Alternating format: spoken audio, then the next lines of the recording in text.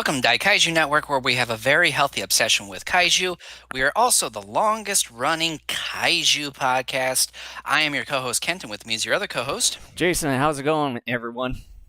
So, we are going to be covering essentially the first half of Ultraseven during this episode.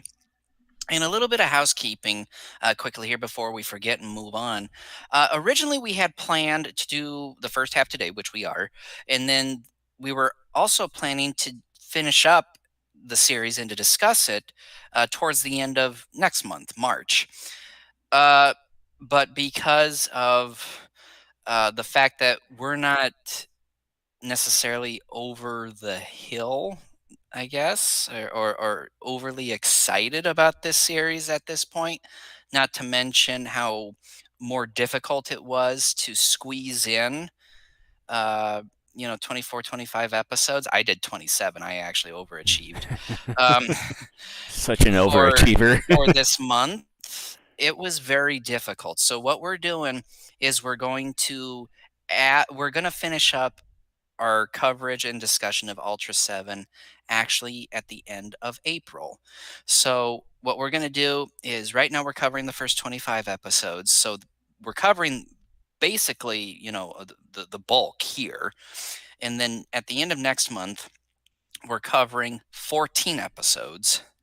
And then when we wrap Mhm. things up at the end of April, we're covering the final 10.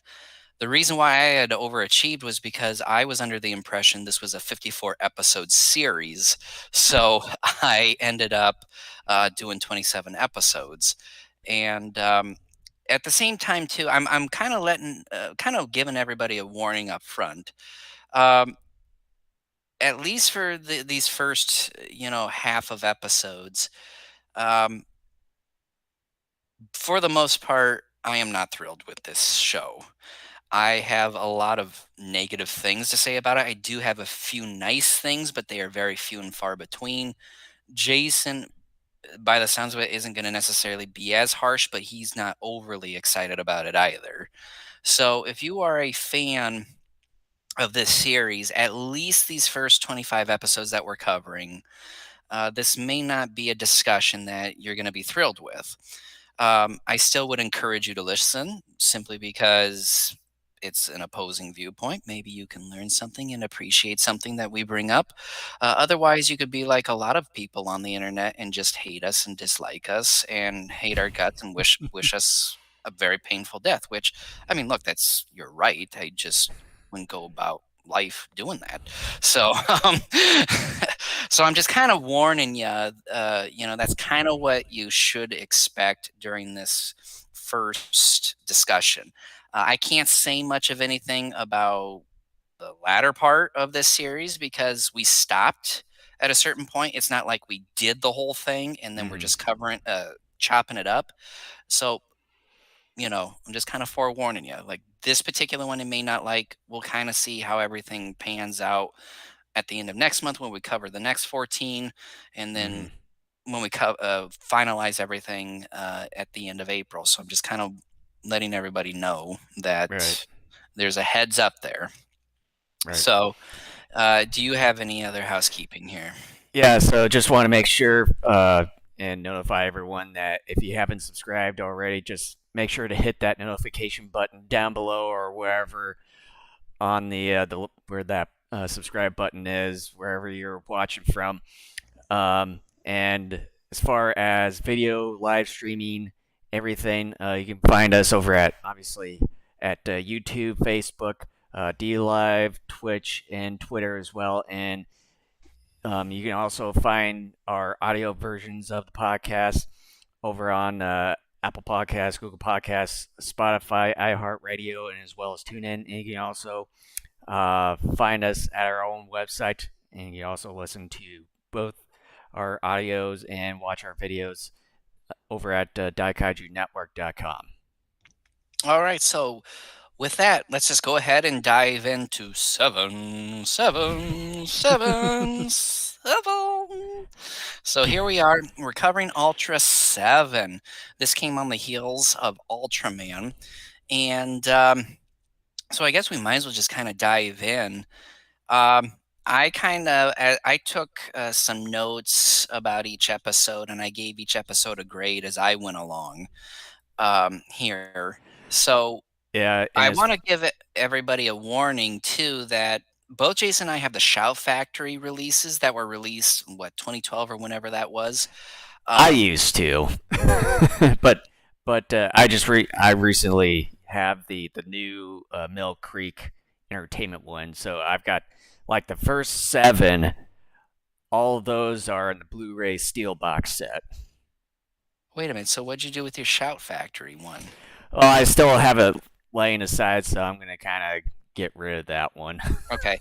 Well, I don't know what the Mill Creek deal does as far as episode titles, but the way I have the episode titles here, um, it's from the menus of the Shout Factory ones. So yeah, I know some of these are off a little bit.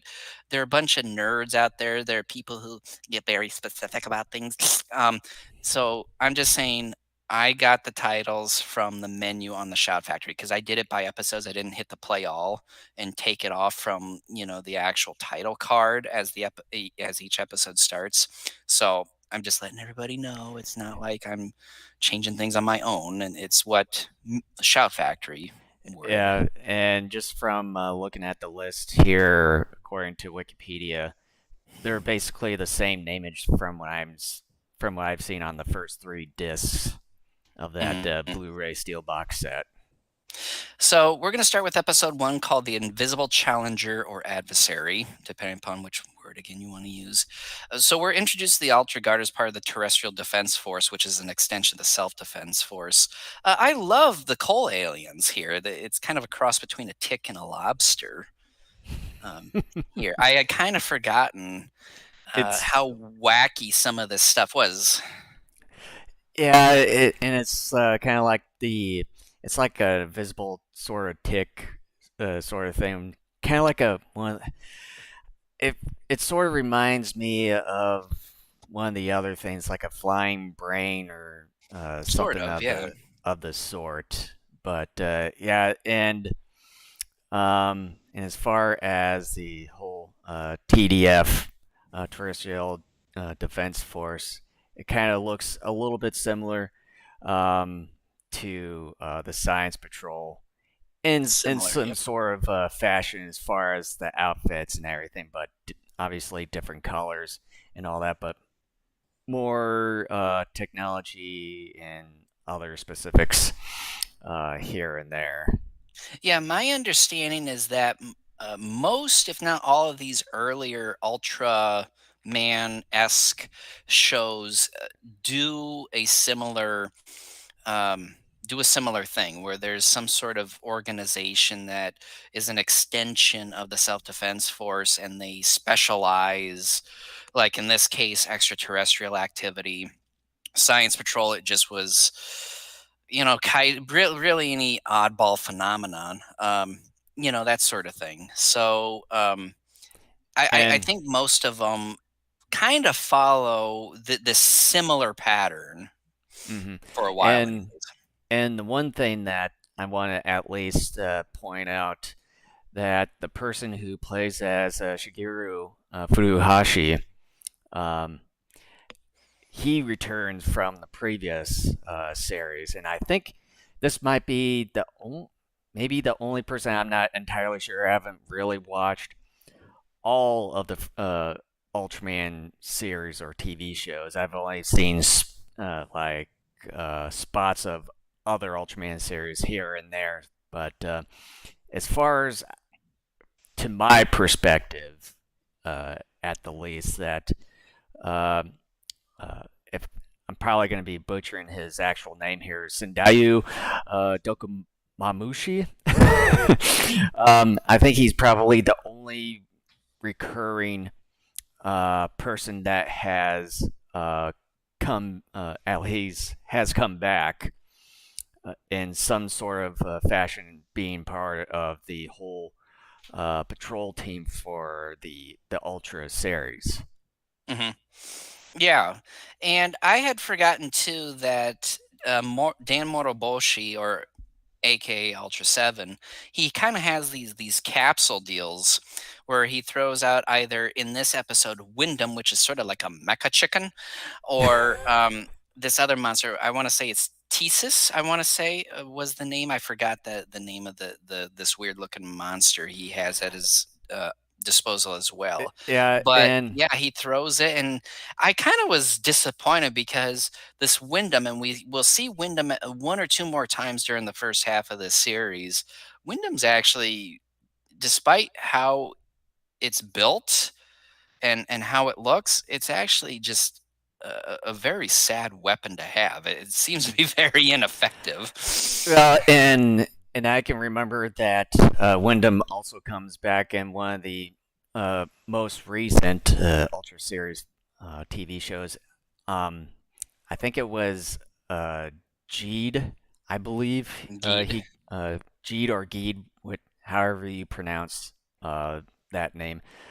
He does at least appear just as more like a human type of robot weapon operated by a human and everything. But yeah, I sort of forgot about Wyndham in a way when it comes to like this suit and the whole design. It was kind of it's a bit unique in a way, um, and I would like to know how they sort of came up with the design or the overall sort of thing. But I can at least remember in one of the second to last episodes of the first half, Return to the North, that it seemed like it was already sort of falling apart because you can kind of see some of the parts of the whole suit where you can kind of see like some of the cloth and foam and stuff from underneath. But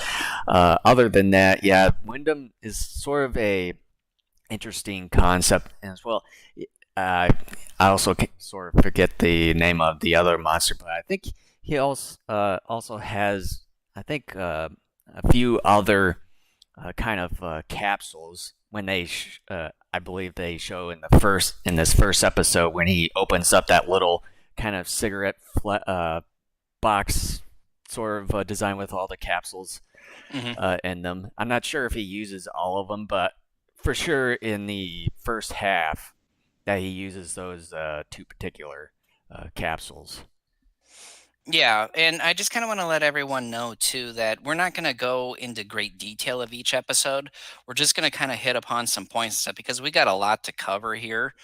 And we're just like this is kind of for something like this, you have to do a general overview, and at the same time, we're not the type that is going to go into great detail because if we were to do that, we might as well split up Ultra 7 over the course of a year or two if we were to go into great detail. So, And all of this is going to be a general overview of most episodes here. yeah, and it's like with Ken where he sort of gave a few points for each episode. I just with the amount of episodes that we have here, I really didn't bother. So I'm just kind of giving my sort of overview of the first half from what I've seen so far. Um, and then, but yeah, kind of like what we did with Ultraman so many years ago. We've done at least a few episodes per episode, and then that sort of went on for I don't know how many years, but yeah, we're not gonna do that again. So just kind of give a brief overview of the like first, second, or third half. Yeah, and the coal aliens here are too easily dispatched. But I do remember this alien design, and I'm almost positive they may return later. They didn't though in this first half, so I don't know. As we go into the second half, over the next couple months, we'll see if they return. But as far as this episode, the very first episode, I'm deeply disappointed we don't see Ultra Seven take over Damor Boshi early in the episode like we got with Ultraman and Hayata. Yeah, I pretty think much all that has already taken place. Yeah, and I think even a brief origin setting up Ultra 7 and Dan is necessary. We do get some of that a little bit later. I think it's like episode 10 that happens, but we'll get there. It doesn't have to be intricate, though, just enough to give us some background. But yeah, again, we will see a snippet of this a handful of episodes or so later. My It's grade for actually number episode one, 17. yeah, my grade for this first episode, I gave it a C. I think it was an average episode. Yeah,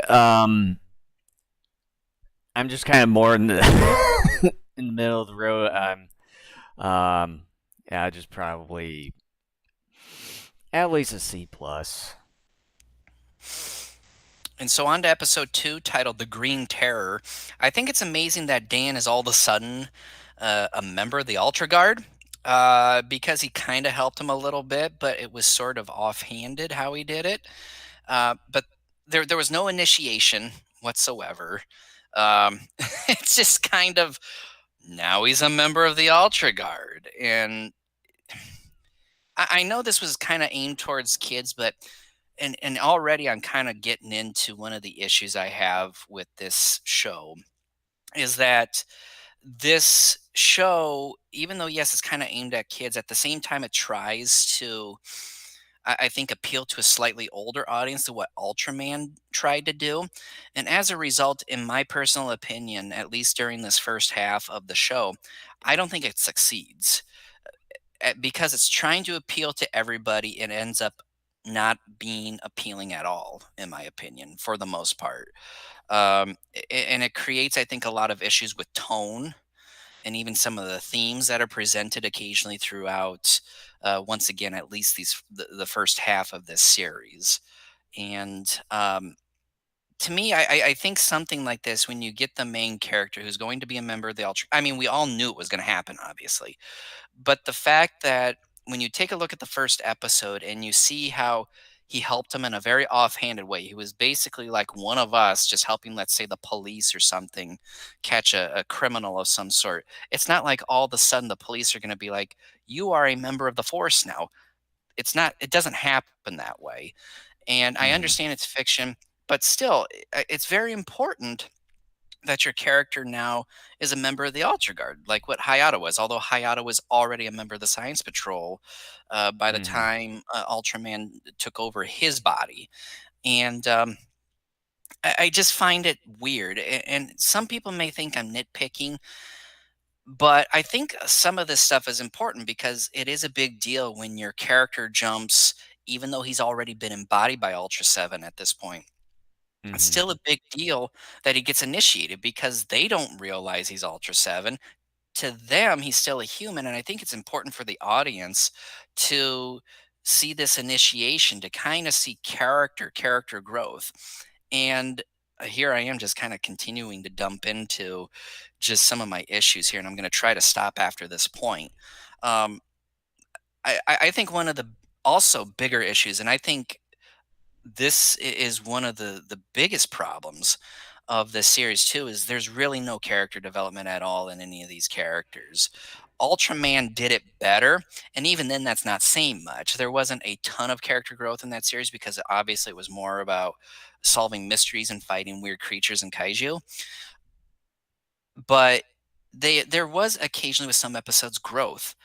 At least what we get here, and I'm just spoiling this right now for all 25 episodes that we're covering here, there really is no growth.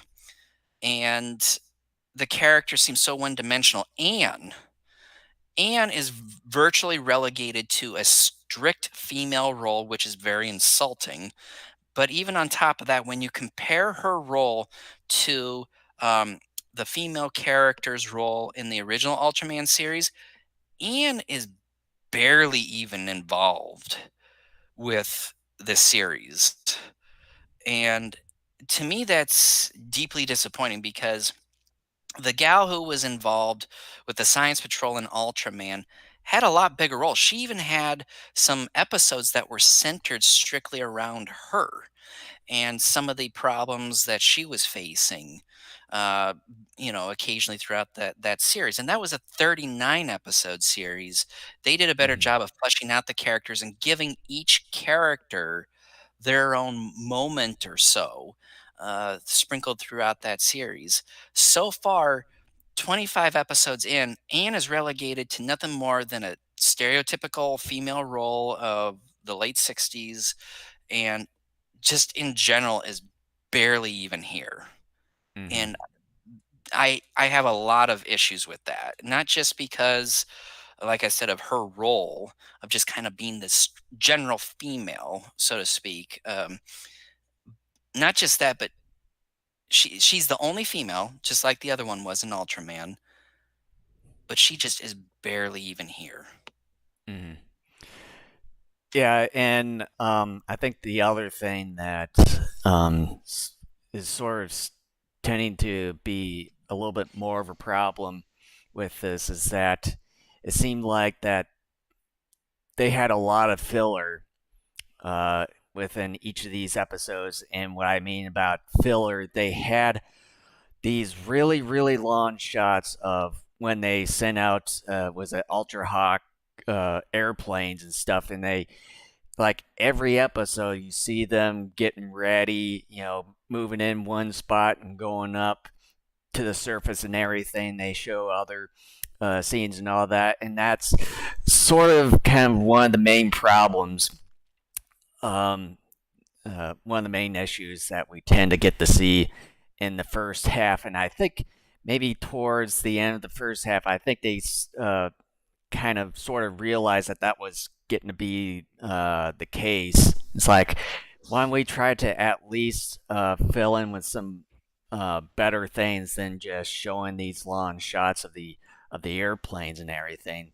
But yeah, and I think that's probably one of the things why I haven't watched this show in 10 years since the Shout Factory launched or released Ultraseven onto a DVD around 2012 was that it was sort of long and excruciating just to sit there watching these long shots of airplanes like episode per episode.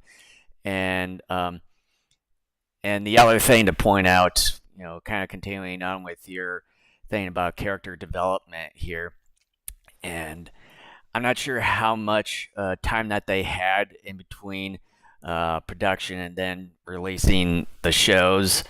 That could have been a factor, but with it being episode by episode, but then uh, kind of them maybe thinking about that these being episodic episodes just kind of contained in one episode. They probably didn't really care much about character development, and that could also uh, be the issue if they had thought about that. And that sort of is a little bit worrying because, since we're going to be continuing on with other Ultra franchise shows after Ultra 7 here, is that still going to be an issue for the later ones? As far as Leo, I'm not sure if they've gotten a bit better at that. It's been many years since I've last watched Leo, but I will hopefully say that they this get about better. Leo. I watched the first 6 or 8 episodes early-ish June of last year. I didn't get through the whole series, um, but it's. I'm saying this right now about Leo. I had a lot more fun than I had with this. So I'm just saying that right now. It may end up being goofier than this one, but it knew what it was and it went Mm. with it. Just like Ultraman. Ultraman knew what it was and it went with it. And it may be silly, it may be goofy, but make it fun at least or make it entertaining. Ultra 7 because and here we are just generally talking about it instead of going through the episode. That's Um, fine by me.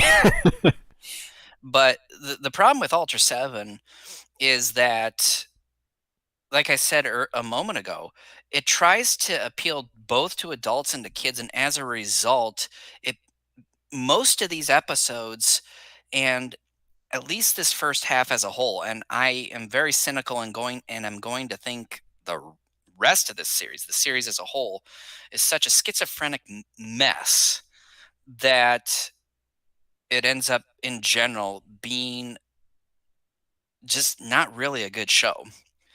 Um, And I disagree with you in that you were saying that kind of get as you get towards the latter half of the latter end of the first half of the series that they kind of cut some of the long shots out. That is not true. Um, they still waste an awful lot of time with just about every episode. There's an episode called, I just had it here. Give me just 1 second here. It's called Return to the North. And there is this moment, and I am hoping you remember this because this was one of the things that just stuck with me so much with this first watching this first half. There's a laughing moment between Furuhashi and his mother. It goes back and forth with them laughing to each other while they're talking on the phone. Well, Remember that? with that, yes, but I'm talking about as far as the whole filler for when the airplanes and stuff are being That still launched and happens. everything.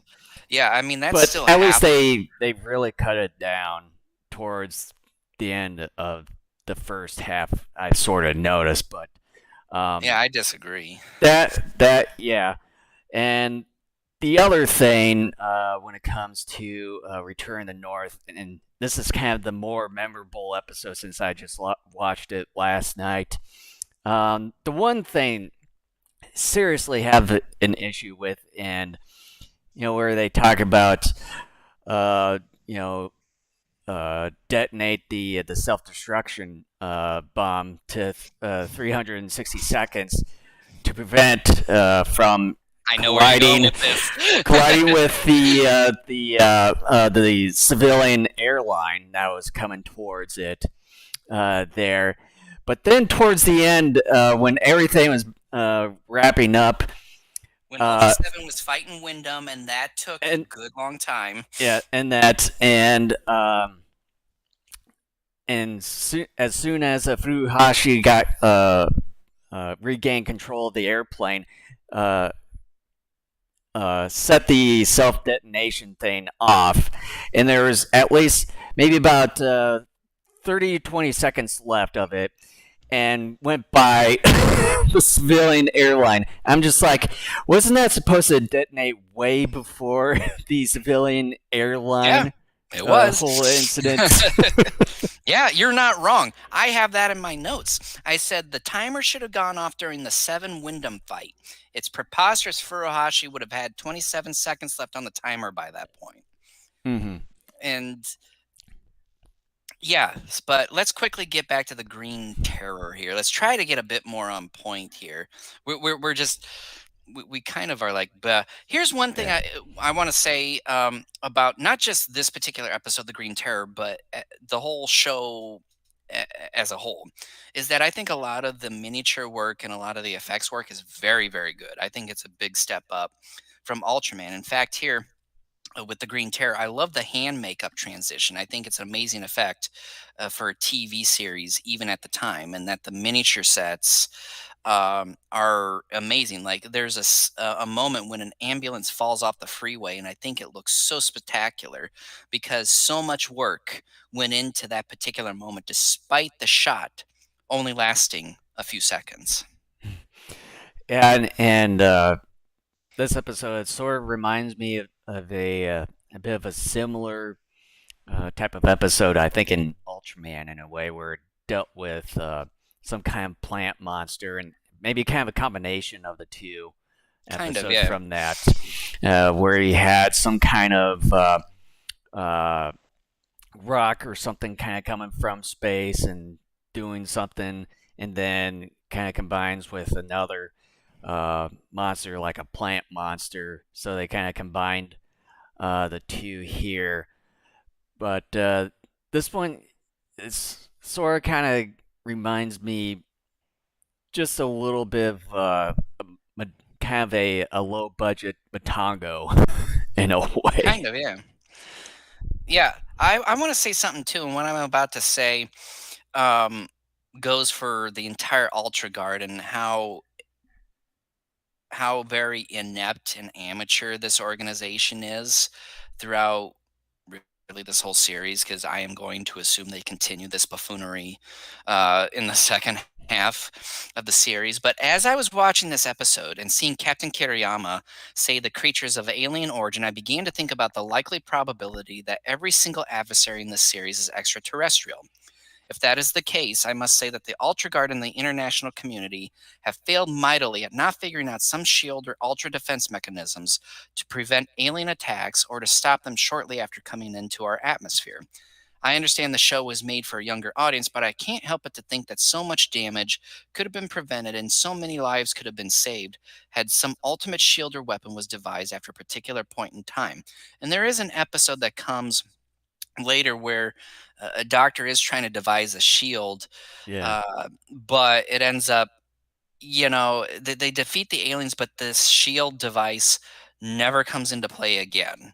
Um, why I don't know, and a lot of it is because, well, we need to create like 25 more episodes, and so we need aliens to be able to freely move to and from outer space and planet Earth. So, Yeah, um, I was gonna mention that there was an episode, I forget which one it was, that it, like, at the very beginning, where the alien spaceship kind of went through a shield before entering the atmosphere and just kind of damaged or something of the sort.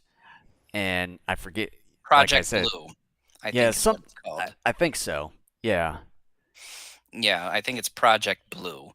Um, but yeah, this whole Ultra Guard, and I will continue to say this as we go through this series, and even in my final thoughts of the first half of the series, that the Ultra Guard, um, they're a bunch of idiots. I mean, they really are. I don't know how else to say it. They really are for supposedly a very highly specialized extension of the self defense force.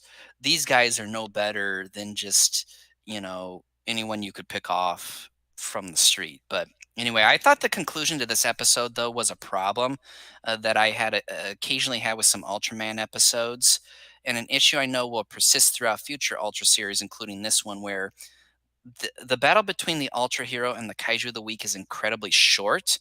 The Kaiju got one good hit in before Ultraseven defeated it with ease. It's disappointing. I also can't help but to think that they waste an opportunity to have more people turn into those YR plant people. That could have raised the stakes even more for this story. Alas, it may have been budgetary reasons as to why they may not have pursued that course. But I gave this episode though a C plus because I thought, like you were saying, it did kind of remind me of Matango a little bit. I love that movie, but I like the effects work in this one too. I really thought that was a highlight, so that's why I gave this one a C plus. yeah. For me, I'll probably would also give it a C plus. All right, so episode 3, The Secret of the Lake. Um, that man is pretty pissed off for a girl to steal his fish. I noticed that. um, uh, Not to mention, the Ultra Guard must have a lot of spare time on their hand to look for a random girl who steals people's fish off their fishing lines. and just Again, talking and amateur just hour. and just talking to random people. Yeah, I almost wonder because we were talking about Dan Moriboshi throwing out his little pillbox of kaiju. Maybe Pokemon. The general idea of Pokemon came speaking from this. speaking of Pokemon, was it the creator of Pokemon himself? He said that the concept of the Pokeball was inspired by Ultra Seven's capsule monsters. There you go. I connected the dots and I didn't even know that. I smart. And the one major problem, and this is the one that I remember from this episode, is that it seems like kind of the recurring major issue in the first half is that Dan Moriboshi does not have a way to secure the Ultra Eye, which turns him into Ultra 7. It seems like every time an alien will either steal his Ultra Eye from the side pocket that he usually has it in, or he loses it. Like when we see it from, was it episode 25 in the snow? So that's sort of the recurring issue with Dan Moriboshi either losing or getting his Ultra Eye stolen. Well, and it's a way the writers are believing that creates high stakes because it's like, oh my gosh, if our main character can't find the MacGuffin thing, like with the little capsule deal with Hayata and Ultraman, the monster's gonna go on and destroy, the city and take over the world or whatever. Look, as an audience member, that's not gonna be the case. Yeah, they may have a tremendous setback, but eventually they're gonna get that device. Um, my biggest problem is the fact that Ultraseven, unlike Ultraman, except for one time, at least in the first half of this series, it never really felt like he was in trouble. Because if you remember Ultraman, basically every episode within mere seconds of Ultraman showing up, his blinker would start going off. Meaning that he was running out of power, and that if he ran out of power while in the Ultraman form, that would be the end of Ultraman. That only happens once in this first half, and it's towards the end of the first half In of Return to this. North. Yeah, and It seems it always goes back to that episode. Return of the North, I'm just saying it right now just to preview, like, that one. It's a terrible episode. It's not only it's funny in a very awful way because I still can't get that image or that sequence out of my head of Furuhashi and his mother laughing back and forth for what felt like 5 minutes. And the thing he said was fucking stupid. It was not funny at all. It was not funny. And then the people thought, "Oh, like for nearly 5 minutes." I'm like, "God damn it!" Like, this just goes to prove nobody knows what the hell they're doing here. Nobody. Like, I'm getting angry because first of all, I've seen 27 episodes of this, and I'm just getting into. I'm mad. I'm mad because first and foremost, there was a template they could have followed with Ultraman. Ultraman came before this. There was a template set there. They could have easily, more or less, have duplicated that and changed certain things as they went along to, you know, It to just to accommodate what the stories they were trying to tell and what have you. it just And sort of instead, it just sort of felt like that they wanted to go into a different direction and try to create which is another new fine. formula. Which is fine, but you as writers and production people should know whether or not the audience members can tell whether or not something can work. But you, especially the creators, should know whether or not something works as well. And they stick to the schizophrenic thing of trying to straddle between appealing to adult audiences and children, and as a result, nothing is appealing. Everything is not everything, but most of everything is dull as fuck. And I am not entertained most of the time throughout this first half. I am giving some of these episodes decent grades, at least early on, but there's this whole stretch of just pure shit. And there are a few other decent ones, you know, sprinkled in there. But there was a template. I can forgive the first, let's say, 5 or 6 episodes of a new TV series of being bad because you're brand new, you're trying to figure your stuff out. I get it. And then usually after those first handful of episodes, you kind of figure it out, and that's how you do it. Ah, but then here's the thing. I'm okay with Ultraseven trying to do something that was different from Ultraman, but at the same time, here's the kicker. You, by and large, are still Ultraman esque. Okay, you're still fighting weird ass creatures. Your whole purpose is to eventually get large and to fight these creatures in their larger form as well and to defeat them. If after the first few episodes, what you're trying to do differently from Ultraman doesn't work out, you abandon it and you just go back to what worked with Ultraman. Instead, people just kept doing what they were doing with these first handful of episodes. One episode called Underground Go Go Go is a pure example of just the absolute shit that this series is, because what it does is that it continues to build on this long ass story of this Jiro character in which Ultra 7 saved and then copied his image to be Dan Moriboshi. This guy is stuck in a motherfucking cave for the entire episode. and, and there's nothing dramatic. They try to use this magmalizer vehicle to get in there. Okay, kind of a neat vehicle. Boring as shit, though. There's no monster. There is nothing going on. People are freaking out. Oh, can we find Jiro? I'm like, okay, well, let's save the mouse because I'm an animal lover. Let's save the mouse. Let's make sure the mouse, fuck this guy. I don't care, but let's save the mouse. But instead, it's about trying to drill in, and everybody's like, "Oh my gosh, Jiro!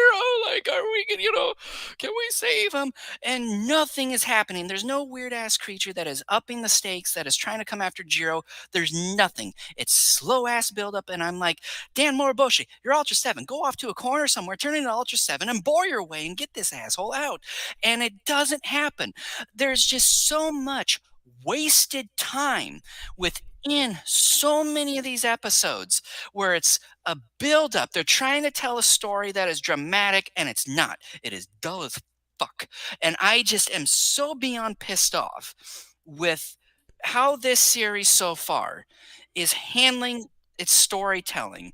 I know I'm getting all bent out of shape here, but I went through 27 episodes of this, and more times than not, I came out bored as shit and so deeply disappointed because not only was I expecting something more or less in a general sense, like Ultraman, I was expecting something to at least be entertaining. You can be as stupid and goofy as hell, like Ultraman was, but if you knew what you were and you did it well and stuck with it, hey, that's great. Ultraman was entertaining. I had, some issues with some of the episodes there in Ultraman, but by and large, as a whole, I think Ultraman is incredibly fun. In fact, it's my third favorite TV series of all time. I love that series. It's entertaining, goofy, silly, crazy as all hell, but it's fun. This series, go ahead, try something different.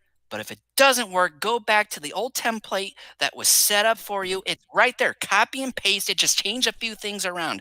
You didn't do that. You still aren't continuing to do that. Occasionally, you deviate from that formula, like Westward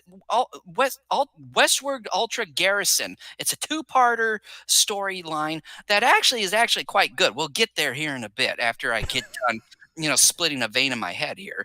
But we like it, this series more times than not just decides to try to build up a story that gives you more times than not a pithy conclusion, a conclusion that lasts about 30 seconds with little to no exciting fight. You're left wondering what the hell just happened. Most of what takes place in the middle of the episodes doesn't really matter. It could have been cut short to give you more entertainment value and to just also tell a better story. These stories, more times than not, tend to take longer than is necessary to get from point A to point B. And you have 25 minutes to tell this story, and you decide, I would rather keep a guy stuck underground, have my heroes look dumber than a bag of hammers, when you got one superhero guy over here who could have secretly changed into the superhero that the show is named after, bore his way and take the guy out and save him, and let's go fight some lava creature somewhere or whatever. That doesn't happen. And instead they're just pounding their stupid foreheads up against a brick wall like, "Oh my god, what can we do here?" And I'm just like, it's so simple to fix. And you most of the time choose not to. And I'm going, this is how you can change it. This is how you can do it. And you're not doing it. And instead I'm bored to tears. And it's pissing me off because it's like, if this isn't working, then just copy and paste what Ultraman did. And you aren't doing it. Boy, I think we found a new rant for Cat. I am and as you know, as you know, Jason knows because I talked to him via Messenger earlier in the week and I said, I am not having fun with this series. And look, I warned everybody at the top of this podcast, at least with me, I am going to be very negative on this series so far, and I'm desperately hoping the final half of this series gets better. But I told him in Messenger earlier in the week, I said, I am not having fun. I said, this thing is so frustrating because they could have just copy and pasted Ultraman and just changed a few things here and there. And for whatever reason, they decided not to do that. And this is sort of one of the reasons why I didn't really go into detail or at least list out the few things for each of the episodes because when he sent that as like, I sort of had a feeling that we're probably gonna get another rant. I think it's important though. Here's the thing. Some of you out there watching or listening to this think I am completely overblown it, that I'm crazy and nuts. That's okay. That's To your me whole personally, I prerogative. think you're nuts. So. Well, we're siblings. We're supposed to think that way of each other. But here's the thing. The reason why I am so passionate about this is because I love this genre. I love tokusatsu. I love a lot of this Japanese science fiction stuff. It's the reason why we have been doing this podcast longer than anybody else has. We love Godzilla. We love a lot of those Toho sci-fi, Mhm. other kaiju type films. Yeah, not everything works. Occasionally we nitpick, but we feel like because we're hosts of a podcast, we feel like it's our prerogative to try to do the best we can to be as objective as possible. Yeah, some of our subjectivity will come through other times more than others, especially if we like something quite a bit. But I feel like it's our objective to be honest with people as far as if you haven't seen this or you've seen it maybe once or twice and just don't remember much about something, I feel like it's our prerogative to tell you kind of what to expect. And look, there are some people that are probably listening to this who haven't seen Ultra 7 and are like, boy, I'm not sure if I want to listen to it or not. And they're probably hearing me and they're like, I don't know if I want to watch this. I would say, no, probably not. But here's the caveat I would say to you. I personally don't like it because I have certain reasons that I will go further into in just 1 second. But I still would advise you that even if you're at a point right now, just even in this almost hour that we're into this podcast, that you're thinking about not even watching it, I still would advise you to go check it out for yourself because your taste may be different from mine. Mhm. Okay. You may end up liking it. For starters, I don't. I'm hoping the second half is better. Right now, I hate this show. And I'm so passionate about it because I love this genre. I love the first two Ultra series. We got Ultra Q. I love Ultra Q. We got Ultraman. Like I just said, it's my third favorite TV series of all time. I love Ultraman. It's goofy, it's silly as all hell, but it's fun. It knows what it is and it runs with it. And as a result, it's entertaining. Here, I am passionate about it because I do, by and large, like the Ultra stuff. I like a lot of the older classic movies and TV series, not just in Japan, but even in the United States. Twilight Zone. My first is my all time favorite TV series from late 50 into the mid 60s. My second favorite TV series, the Adam West Batman series, late 60s. You're seeing a pattern here. I like a lot of this older stuff because science fiction was across the board willing to take more risks with stories, aliens, creatures, all that stuff. You don't see a whole lot of that being taken anymore nowadays with TV shows Mhm. and films. Studios are scared to take those kinds of risks anymore. Back then, no, they were like weird creatures, giant grasshoppers, giant ants, go for it. And that's one of the things I love. Yeah, it sounds stupid as heck sometimes, and it may look stupid, but they knew what they were and they went with it. And as a result, they're entertaining. And Ultra 7, again, like I'm repeating myself like a broken record. I'm okay with trying to do something different. I'm okay with that.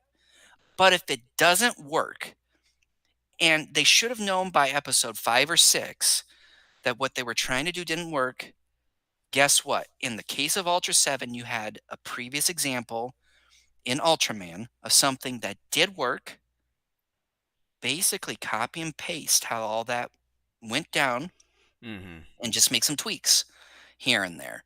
And I'm passionate about this because I love older science fiction. And it pains me to say that this is not good. Right now, anyways, at least this first half. And I love Ultraman. I was expecting an awful lot from Ultra 7 as well. And right now, I'm not getting that.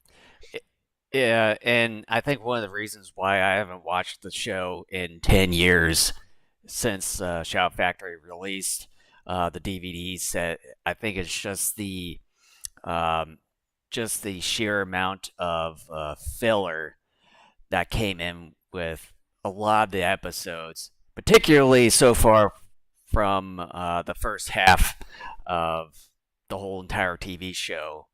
Uh, is I'm not. We'll have to see how it goes for the second half here, but I can at least now recollect from 10 years ago why I haven't gotten around to watching this show in 10 years. It's just the sheer amount of filler, and I can remember now when I moved back up to the Twin Cities around this time, or about later on in 2012 and stuff, and gotten this DVD set, and I can remember sitting there in the living room, just like days on, just trying to get through this show. And so it's like, man, how many episodes are here? And then when I saw about 50, I was like, oh shit. Well, and another thing and this is my final point, and we'll get back to this third episode here. One of the things that makes me angry about it too, other than the fact that I'm passionate about this, I love old timey science fiction and I expected better, is the fact that a lot of these problems could easily be fixed. I'm not a professional writer, but I went to college. I was an English major. I was also a history and journalism major. But I'm not a professional writer. I'm not like a Stephen King type or anything like that. But anybody who has read enough novels or watched enough shows or films, you get to a point to where you kind of know a story structure and how to tell a story and how to tell it well. All of this stuff could have easily been fixed that I'm talking about with some of these problems. Like I said, the biggest problem is the fact that most of these episodes spend way too much time building up a story and next to nothing even remotely exciting happens. There's an easy fix to that, and I have answers for every single one of those moments. And I'm just an amateur. We pretend that we're professional, but we're not. Um, and I could fix all of this. I would say, okay, give me your script, and I could have easily fixed this stuff. I'd be like, okay, this is going on way too long. Let's cut out half of this. Let's, insert a monster, or the monster comes in earlier here, or whatever. You get the fight going sooner, or whatever. Hmm. That's the problem. These guys were paid. Okay, I would have done it for free because I want to see a fun product. This is an easy fix.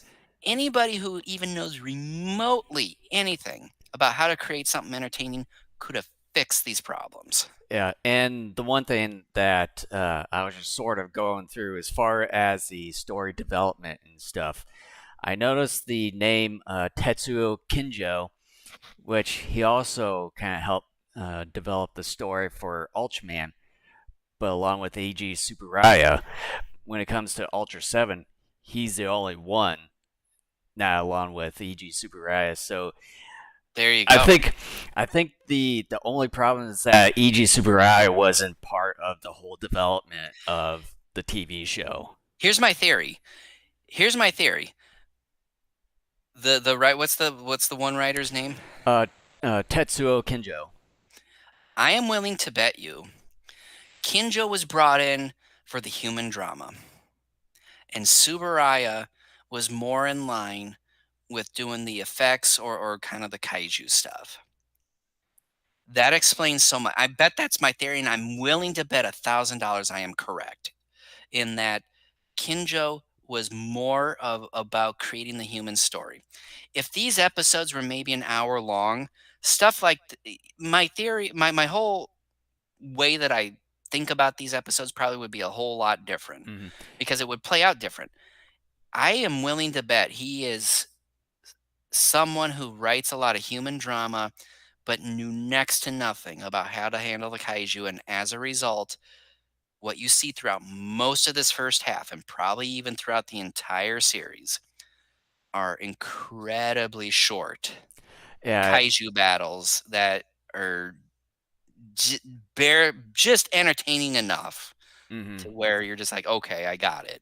Yeah, and we'll have to see if that's the case when we see Return of Ultraman, which is the next TV series after this one, because Let me give you a we don't see him Tetsuo Kinjo returning to develop as was it Shoujo uh, Yuhara and Yoji Hashimoto uh, do the story for that let show. me give you a spoiler here about Return of Ultraman.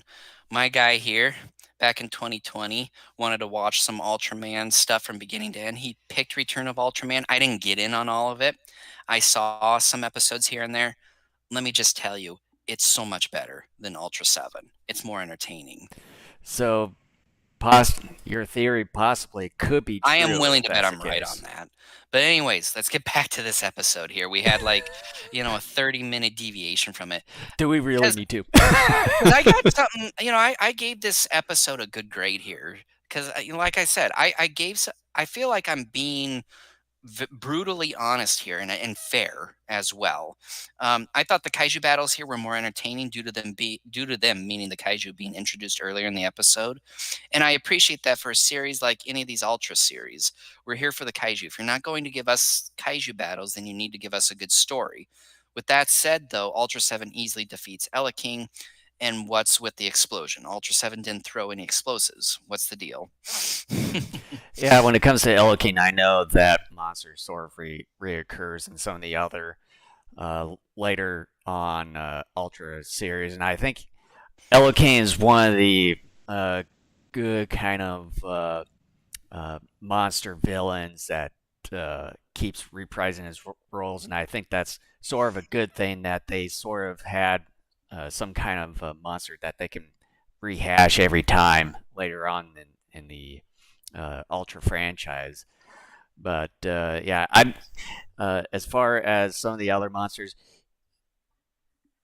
Elikane sort of feels like one of those that could have easily have been in the original Ultraman TV shows, and I think they they try to bring him or they created him in this one just to kind of give it that feel. It sort of felt like you're watching a an original Ultraman TV show with Elikane in there, um, but obviously it's Ultra 7, so it sort of kind of gave that nice Ultra Man vibe with this episode in a way. Yeah, and I love the alien reveal at the end too. I thought the aliens were very cool, and the only sad thing about that is that we only get to see them for a few seconds. Mm-hmm. I mean, here's the thing: this was a very fun episode. I had a lot of fun with it. We get a lot more kaiju action than we typically do throughout this first half. I give this episode a B. Yeah, with this one, I'd at least yeah, I'll give it a B. I was kind of going back and forth which one I would at least give it. So I think a What was B the is other option? B plus. Oh, yeah, that's too high. Okay, on to episode 4, The Stolen Eye. I think at this point in the series, I was thinking the Ultra Guard would be wondering who Ultra 7 is and where it came from, but that's not the case. Yeah, I don't have anything on this one here. Yeah, and I thought Dan was an idiot trying to help that lady because he didn't introduce himself. He didn't even have her introduce herself and didn't have her tell him what the problem was with her car. Um, I mean, Dan was so stupid he deserved to get hit in the head with that wrench. I mean, I'm serious. Like, this is what I'm talking about. Like, these Ultra Guard people, you They're know, really gullible. these are flunkies. I swear the self defense force said, "Okay, Ultra Guard, the people you're going to employ are people who couldn't even get a GED. So, you know, here you go. And here's Well, Dan Moriboshi, who's an alien who's supposed to be smarter. Nope. that and when it comes to extraterrestrial stuff in this TV show, you should at least expect to be on high guard at almost all time, but yet Yeah. we don't see that. I don't think we aren't going to see that throughout the entire show. Kind of like what we. Uh, that's the other thing with Ultraman too. It's kind of like that too in the previous show, and it's still continuing on here. Yeah. Well, and this episode's kind of goofy too because I found it funny in that moment where Kenji Sahara was kind of joking about that boat going to hell, but at the same time wasn't. I'm like, how did how does that work? it's like it's like, yeah, I'm just joking there, but yeah, we're probably gonna go to hell. But yeah, no, seriously. Yeah, like get ready. I mean, and the Ultra Guard is still so stupid if they got distracted by the sea rather than space like the aliens said they would. Because how legit can the Ultra Guard be at this point if they are always being told, look over there? And then they do. Like, it's just, hey, look over there. Huh? Just. Yeah, for me, I think for this episode, I'd at least give it a C. Yeah, here's kind of a nitpicky moment, but I think at this point in time it would be necessary that I thought the Ultra Guard members should have had special suits to protect them from the cold of outer space. Um, That but too, yeah, uh, but and and was it? Yeah. Speaking of which, they didn't even have like any specialized suits, and I think with their helmets too, they only just have their visors. So like, how the fuck? I gave this one a D plus. Yeah, yeah, that's reasonable. So episode 5 is called The Lost Hours. Or vanished time. Yup. Like I told you, I'm going off a shout factory. And like episode 4, it's called Max Respawn for that one too. So This is so confusing. But okay, here is another really goofy point. How does putting a heart into a person's head put them under your control and make them one of you? Just like the first, aliens did first, here. first off, how does a heart? How does a heart? Uh, yeah. I don't even know how to even finish that sentence or question for I that mean, matter. that's the point. That's the point. Like, Because because the heart functions to you know make you live like right right, now. it pumps blood. That's its thing. the, But the yet only thing somehow, the only thing that should put you under control is like hypnosis or some kind of specific brain wave or something of the sort.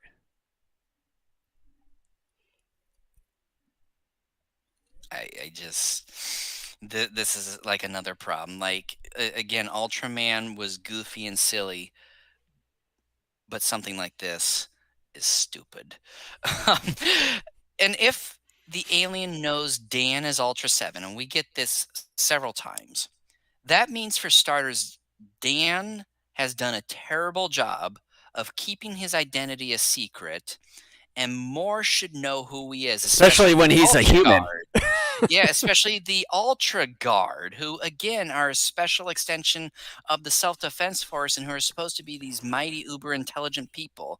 Second, why wouldn't the aliens figure out a way to let the world know so that the panic stricken people will go after him? Because if they're like, hey, look, this guy over here, he's Ultra 7, he's an alien, don't you think people as monsters are attacking the earth would be like, "Well, do something about it? And like, why haven't you done more?" Like, they could have used that as a story point to create chaos and raise the stakes for Dan and maybe even the Ultra Guard as well. And the other plot hole within this is that how do the aliens know Dan Moriboshi is Ultra 7, that even though he just turned human, like took on a human form when he came to Earth, And how do they know that for a fact, even though that he hasn't really taken out the Ultra Eye from his side pocket or anything of the sort?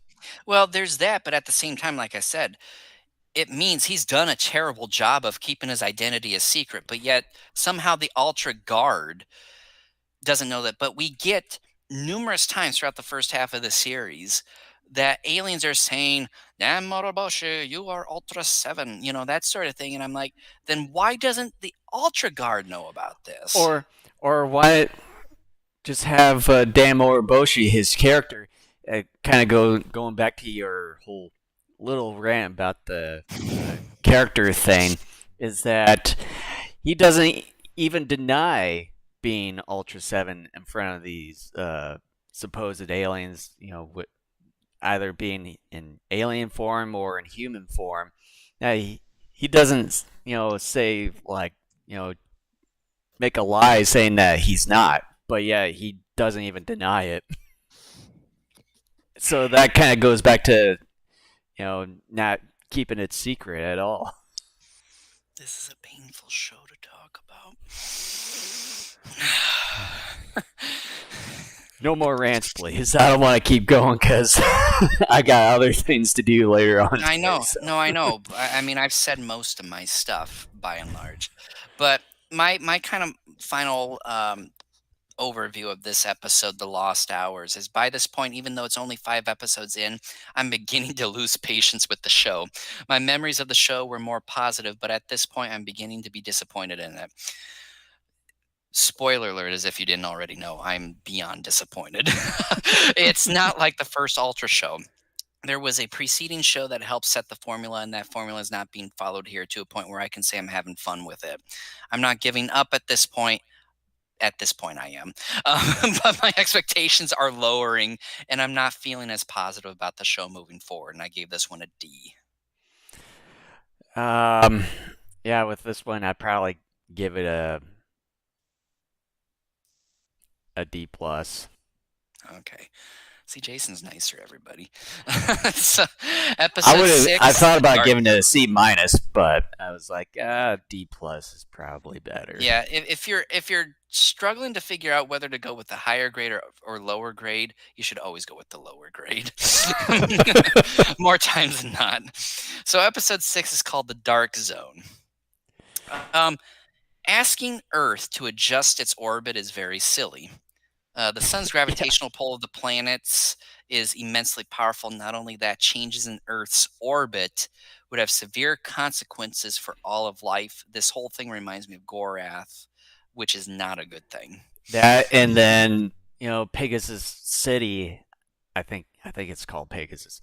With it Pegasus, yeah. being a floating city that can at least maneuver itself in many ways than planet Earth. Why would you have to have Earth insist on changing its position or anything when you can just go around it instead of just going fucking straight? and, Well, and, and trying to say, oh, I'm better than you, having all this fucking technology and everything, and just letting have some kind of cave people or something of the sort, with lower intelligence, to have them move a damn planet when you can just fucking move it your own thing. and I'm ranting. At least my rant is really short compared to yours. So Mine was talking about the series as a whole, though. It wasn't about one episode. It was about the series as a whole. But yeah, and here's a thing too. We get a deal in this episode where it continues to show that a lot of time is wasted because there wasn't much of a story here. We spend too much time with Dan, Ann, and the Pegasus alien chit-chatting. And not only that, we get these overlong preparation shots again. You know, it just again, a lot of wasted time when more could have been going on. And why couldn't Ultra 7 go and move Pegasa?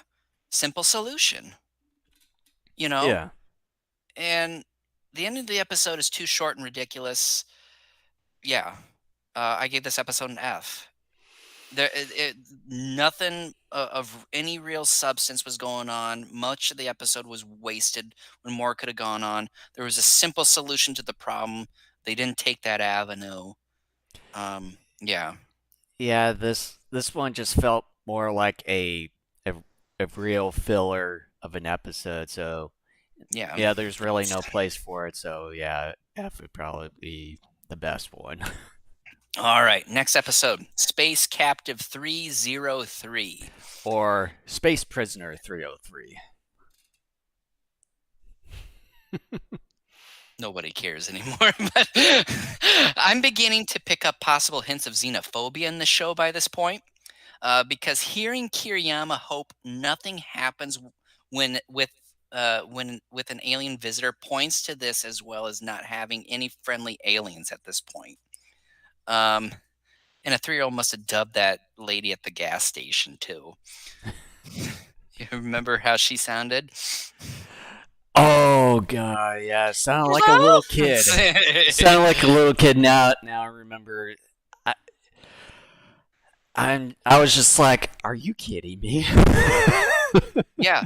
Well, and two, when the alien comes in and holds this little boy's family hostage, he climbs out the window using a rope. hmm By the way, he just so happens to have like 20 feet of rope at his disposal in his room. But not only that, why didn't he just call the police instead? And instead, he decides to risk even his own life and to potentially put his family in more jeopardy because the alien notices that, And he's and climbing out of his window. and there's the thing too is that even though the alien noticed, he didn't even freaking care and just closed the windows. Like, oh, I'll just keep the family hostage while the kid just escapes. I gave this one an F too. I mean, it's beginning to be littered with stupid. It just, it, Um, I could go with stupid if there were entertaining aspects to it, but like I said, this show has decided that's not what it wants to do. I'll at least just give this one a D minus for at least maybe just a bit of effort as far as the alien. So. To me, the alien isn't even worth upping it to a D minus. Next episode, The Cursed Town. Or the marked town. And I tell you, the beginning of this episode was really dark. I was beginning to wonder, I'm like, is this even appropriate And the for kids? and the one thing that I want to point this out, the guy who directed this one, I know he directs at least a few other episodes, which is in the second half, I think towards the end there, and I think well he also does episode 12. I think this might be maybe he did some similar setups for the other Ultraman episodes, and I think out of the other 25 episodes that we've seen of so far in the first half here, I think just kind of the whole vibe or the cinematic sort and kind of the unique uh, cinematography that they use for this episode. I've really liked this one. Um, I find it interesting too that this episode provides you with other reasons not to smoke. The cigarette episode, boy, that's a sign of the times when you have a more or less a kid show talking about cigarettes being tainted. Yeah. And by the way, okay, so Dan does some investigating, and the Metron alien captures him. Why didn't the Metron alien kill Dan before he took off? It would have been a perfect moment to do so because he had Dan right there in front of him in non-Ultraseven fashion. He could have done it. Instead, he bugs out. I don't know. just, I mean, it's an episode by episode thing, so just kind of keep everything contained in one thing. So, and two is, it's, I mean, you always got to have the hero be the victor in I know, but it's everything, just particularly in this era. And um, yeah. well, and I mean, look, I can kind of get it, but like this Metron alien here, it makes him look stupid. And this alien was supposedly really smart because he tainted all these cigarettes, right? And was making people go nuts. Like that's incredible. It's an incredible thing. You have these people walking around with guns shooting people. I mean, the, the first part of this episode actually was terrifying. Like these people are going nuts and they didn't realize they were going nuts. And then And here he is. He's like, he's got Ultra 7 right in front of him. And he knows that. He could have killed him and be done with it. But he doesn't do that.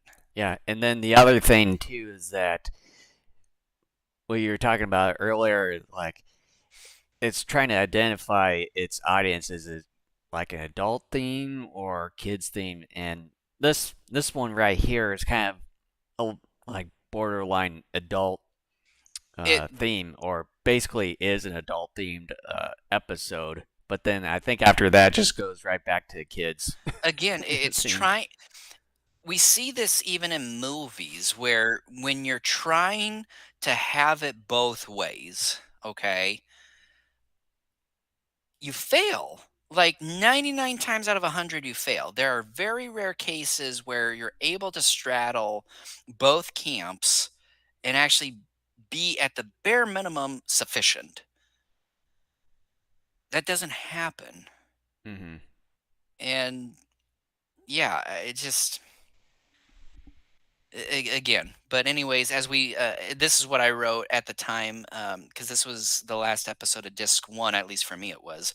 As we wrap up disc 1 on the Shout Factory collection, I cannot say I have had a fun time. I can appreciate better practical effects, but that's about all the good I can say. Well, I do enjoy most of the alien designs as well. I think it's really strange that, again, my memory was that I really enjoyed this series. Not as much as Ultraman, but enough to strongly recommend it. At this point, I am not entertained and I'm losing faith in the show. Again, it's still early enough, but the show 8 episodes in fails to follow a formula that made Ultraman so much fun. Instead, nearly everything feels half assed. Some of that may be short production times, but still, if that's a problem, don't tackle particular stories and topics. And I gave this one a D minus. I would at least give this one at least a better grade, simply because I really liked the cinematography to this particular episode, because I think it's probably the best one that I've seen in the first 25 episodes. So I would at least give it a C. Okay. Episode 9, The Android Detective. Or Operation Android Zero. You see how I didn't even bother to start talking about it because I knew you were going to insert the alternative title there. You have the gal, and I forget the actress's name, but she was under the key lock spell in Destroy All Monsters. She also was the That's princess or right. queen in Space Amoeba. Also, um, she's in here. She plays the android.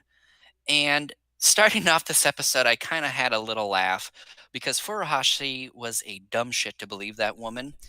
Sure, she's a pretty face, but she's a total stranger that he's trying to mac on, and his dick got the best of him. He should have been more professional because he's ultra guard, but Yep. a man's pee-pee got in the way. I mean, it's true. Yeah, and I don't know how many volts that she had when she shook his hand when he was pretending to be Dan Moriboshi. If it was a like a lethal amount, especially with Ultra 7, or like the Ultra coming from a land of light, where all the Ultras originate from, you think it'd be much higher voltage to kill off the Ultra, so it should have been Yeah, like you an think. automatic like lethality. I'm not sure Lethal. if if that was the right word, to a regular human. So he should have been dead on the spot. Well, you would think that that android would be programmed to take Moroboshi out, and like you said, it should have easily killed Furuhashi. It should have, you know, yeah, it would be strong enough to kill um, Dan as well because he's Ultra 7. hmm But whatever. That people don't care anymore. I mean the writers of the series. And Uh, what do you think of the whole the toy make the quote unquote toy maker, and then it turns out to be like all of like these toy guns and stuff actually being guns and all that, um, it was creepy. and tanks and planes. Yeah, I mean, the guy was creepy because when he was with the kids and all that, like earlier in the episode, it just was creepy. And I don't think you could write a story, excuse me, similar to this today because of all the gun violence we've been seeing in Oh schools yeah. over the last 10, 15 plus years. It was kind of disturbing, to be honest. Yeah, I mean, it was disturbing, but trying to take that out of the equation and just take it as a story element. It was interesting, should have been fleshed out more. Obviously, wasn't. Um, but at the same time, again, this episode failed. One of the major problems with the series up to this point that was verified for me here in this particular episode was that episodes spend way too much time on setup. The ending to this episode is another bore and another disappointment. What made the original Ultraman so great was that it brought the villains in early, often, and made them active as well as the heroes. And that can't be said here. I gave this episode an F. Um, I know I do like kind of the whole uh little thing that kind of went on with it, but uh yeah, nevertheless, it's another Ultra 7 episode. I'd at least give this one uh, a D. And here's the thing, I don't want people to think that I hate all the premises to these episodes. I want to make myself clear that that's not what I'm saying. I do think, though, some of these episodes are very hypocritical, and we will get to a couple of these episodes here in a bit.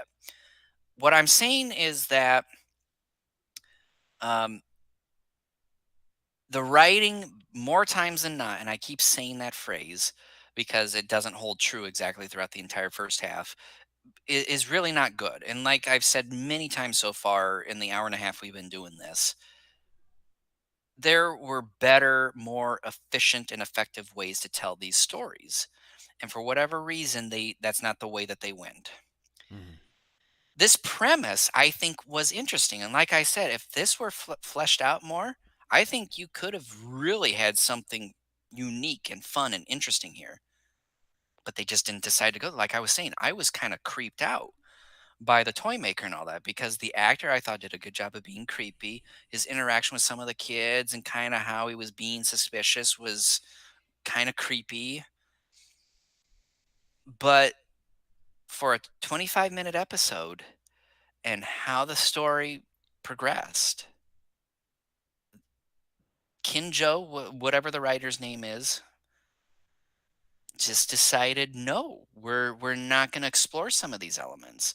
Mhm. And one of the things that I wouldn't have minded would have been if some of these were even multi-part stories. We get at least one multi-part story in the first 25 episodes here. Would it have hurt to have maybe even a few more if necessary? No. But again, and I can't tell you why, other than the fact that that's just not what they did most of the time. But even then, like, as I went on my rant earlier with Underground Go Go Go, which we will get eventually here, the choices, and I'm tongue tied just because I can't really explain it because it just baffles the hell out of me, is that It would have been so easy in so many of these episodes to get to your point sooner because you have 25 minutes to tell your story, Mhm. and then also to raise the stakes at the same time while incorporating your villains slash aliens and entertainment as well, and even extend the fights a little bit longer as well. I'm not saying that the ending battles have to be long all the time, although a lot of them are ridiculously short here, but make them longer. Mhm. Easy fixes. Mhm. Just about anybody could do it. And these guys got paid, and these guys were considered pros. And what we get here is less than amateur. It's Well, and it, I think probably the one thing too is just I don't know how much time that they had in production for that's this still not much of an excuse, TV though. show, well, with there being about 50 episodes, and two could be the budget. Here's the thing. I don't think budget was a problem because you see it more in the miniatures here than you did with Ultraman. I will go to my grave saying Ultra 7 had better effects work all around compared to Ultraman. And I love Ultraman as a series more than I do Ultra 7. And I think Ultra 7 did that stuff better. I think if timing was a problem, and it could have, then what you do, as other TV series have done, you hire more writers. And then again, could it could also relate to Tetsuo Kinjo, even though he did uh, a handful of writing each of the episodes, and then you got some other people coming in too, and I think uh, they didn't really collaborate too, and that could also be a problem. Well, yeah, and I almost wonder, because when was this series, like 68 or something? 67, 68. So Subaraya was still around, okay? And I don't know to what degree he was involved in. Because definitely by this point in his career, he was already, at least with the Godzilla movies, handing off more of his work to his underlings. Yeah, probably at And least a few more years because he passed away at least a couple years after when this show ended. yeah, and I don't know if he was off doing something else or what, but I don't know. And the more I think about it, the more frustrating it gets because, if Subaraya was involved enough to be credited for Ultraman, being involved with a lot of the story setups there, but not enough to be set up here, it tells me Subaraya either just decided to take more of a hands-off approach and just let other people do it, or I'm maybe he was off doing something else. I'm assuming so because I know with the original Ultraman that he had a hand, at least had a hand in developing the story for that one, and as well as being creating that show.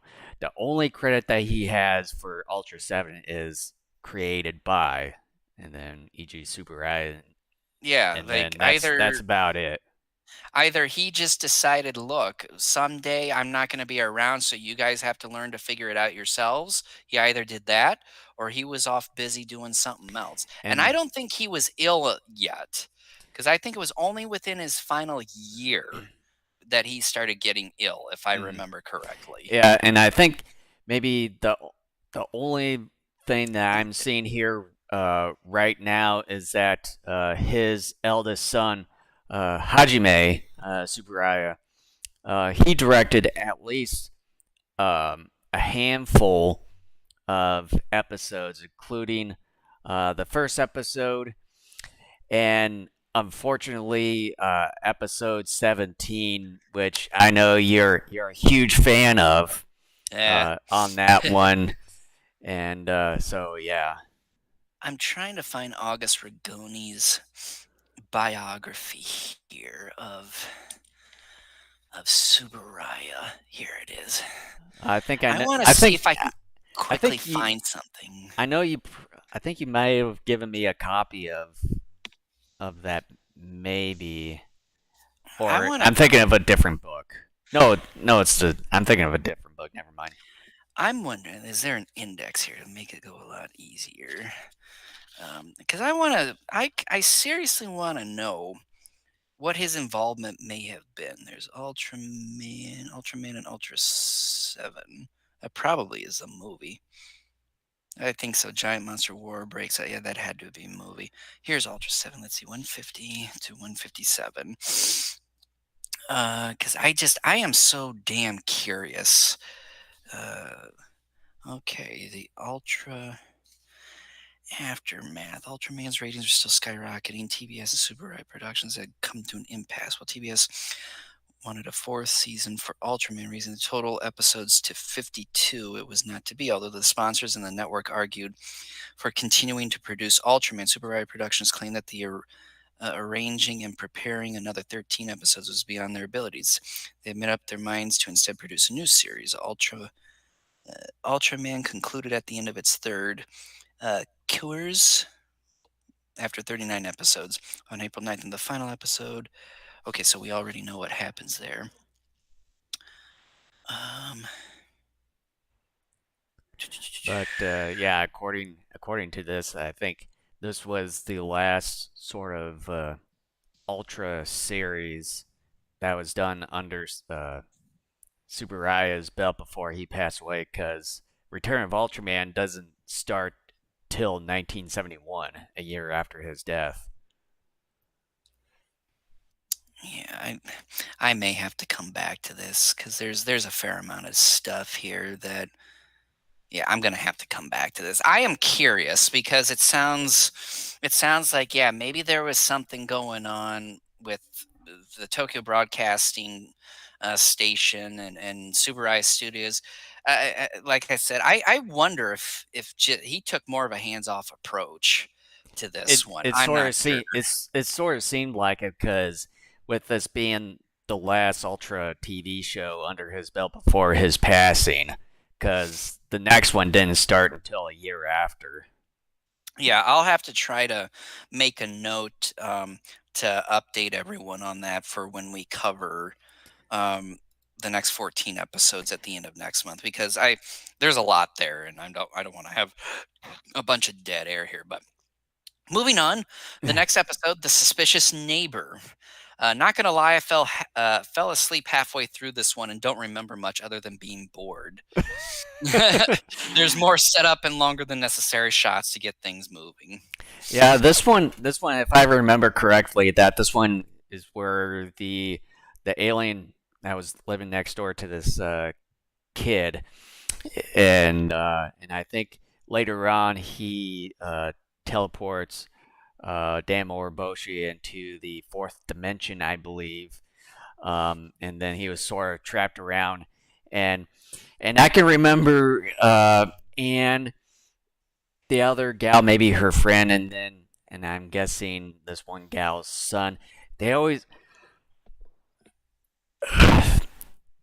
so annoyingly saying his name a lot for, like, I'd say 2 minutes straight, but it just felt like it was forever. I was like, can you guys just stop? And if I was on the other side in the dimension, hearing my name profusely nonstop, I would just be like, what? What? I'm This is what here, damn it! this is something I wrote when I was watching this episode. As I watched this episode, I was reminded that in all actuality, my enjoyment of Ultra 7 was not as spectacular as I had believed starting out. Oh gosh, God. It turns out my attention was not captured much of the time, and I was off doing other things while many of these episodes played in the background. I hate to say it, but I don't think this series is going to turn out well. That's what I wrote. Um, but I will say, for this particular episode, I enjoyed the Ikarian design, and I thought the sequence where the foliage is burnt was done pretty nicely too. Yeah, for this one, I'd at least give um, this episode a D minus. I thought I have to say though too, this is the one you and I had talked about. Pretty stupid that he just energy pushes the Ikarian into a valley where the Ikarian died. That one, What yes, what yes, happened? now, yeah. What happened there? He just and we only see it and, once. and and he just like the Guardian alien just kind of scoots along the ground there and then flies up and then over a mountain and then you just see his body just lying on the ground. That was it. That's it. Yeah. So here are my final thoughts on this episode. Having a Daikaiju-sized battle helped this episode along with some great miniature work of the countryside. The spaceship aspects were fairly fun, but nothing spectacular either. A step up from recent episodes, but the message at the end of being wary of your neighbor is not a good message, and therefore kills any goodwill I had for this episode before that moment. What an awful message. An F. Because, yeah, you remember at the end of this episode, they're saying, be wary of your neighbors. Yeah. It's Yeah. like, no, you're supposed to try to get along with your neighbors because, you want to be a tight knit community and all that. It's like, no, that's awful. That's Yeah. awful. It's like, look, that person is different from you. You should hate them. Like, just You don't want to be a snitch, do you? you just don't want to be an ass. All right, next episode, Fly to Devil's Mountain. Go ahead. You got nothing else here? I can't honestly remember this episode. I think it's one of the episodes where it was kind of background noise to me. This was the one with the robot dragon that had Ibara's screech. Okay, yeah. The students that get disappeared at the beginning, I thought to call what happened to the young people as accidents is totally incorrect. Yeah, now I remember. This is how much I think kind of beyond the point where I just started making some of these episodes as background noise to me. But Yeah, now I at least remember this robotic dragon because I at least remembered that this one was this robotic dragon was revived for the most recent Ultra series TV show Ultraman Trigger, where it was more a a ship for the Guts Select, where it kind of transforms into that robotic dragon and everything. But it's similar to what happens here. Yeah, but it transforms into a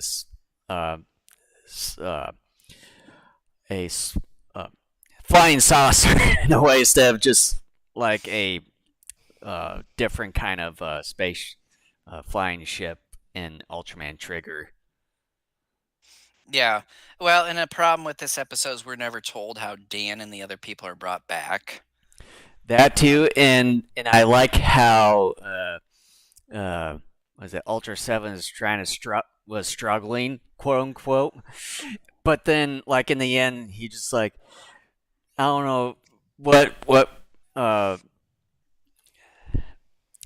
don't know if he just wanted to have some kind of fake struggle with this robotic dragon or something, and he just ripped the dragon apart with ease. Did you notice that this robot dragon had flesh? I sort of had a feeling the way it looked, but then I was like, I don't know if that was like the foam or if it was supposedly designed to be metal, but it didn't turn out to be quite right to be metal. Yeah.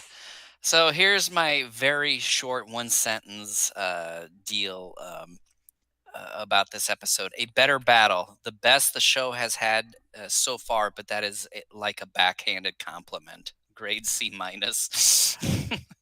This would probably be the one that I would have to disagree with you about being a battle. It really wasn't a battle. Yeah. I give this put it in quotation marks. I give this one a D+. Okay. Um, because I've been drinking so much, I have to go to the bathroom. So if you want to fill like dead air time for like a couple minutes while I use the restroom, Yeah,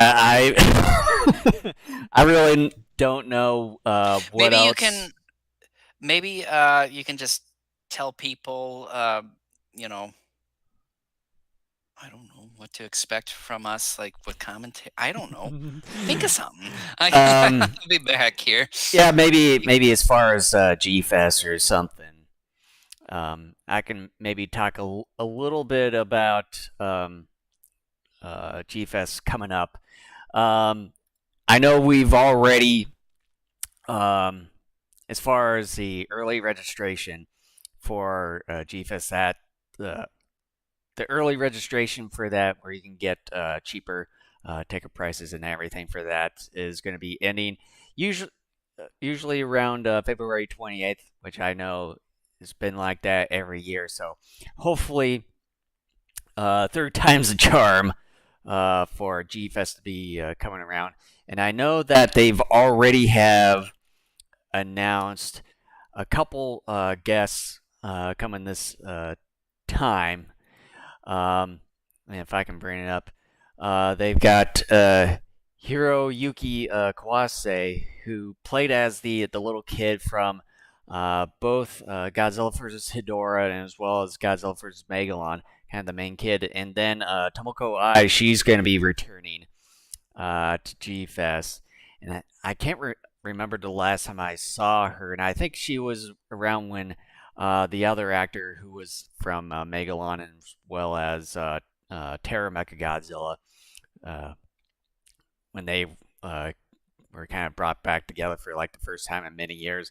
So Tomoko Ai, she's coming back for this one, and um, and then one of the other things too is one of the notes that the guest kind of requested too was that with everyone entering the autograph room, if you're going to be purchasing the ticket, and I think they're going to be having you purchase tickets for the autograph room, and which I think they've done that for the last several years.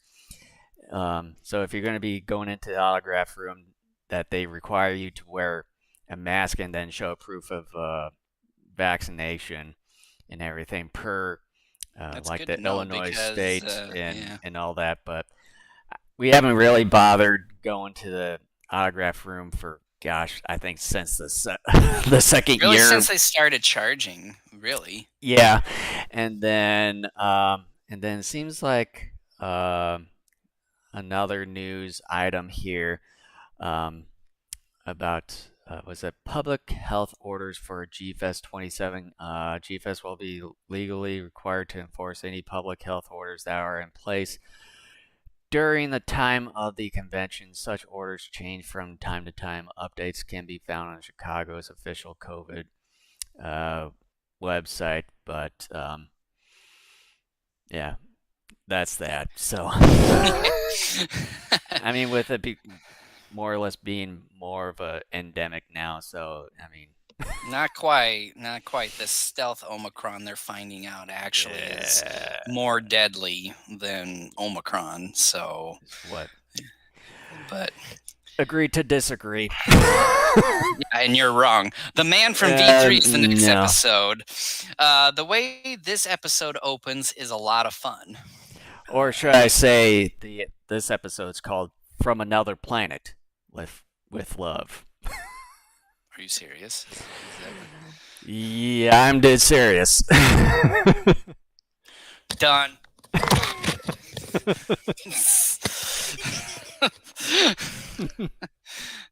um, I thought having Kurata and Kiriyama fire on the ship is stupid because they could kill their own men inside the ship. Yeah. I'm guessing this was another. I think this is another episode that I had for background noise, so I really don't know much. Yeah, well, and I might as well just bring in. I thought the V3 Alien was awesome. It was my favorite design up to that point in the series. but I didn't think it was clear whether or not the V3 alien had been killed. Oh, And how did the V3. men get rescued too? Sorry, my bad. I was looking at episode 12 for the title.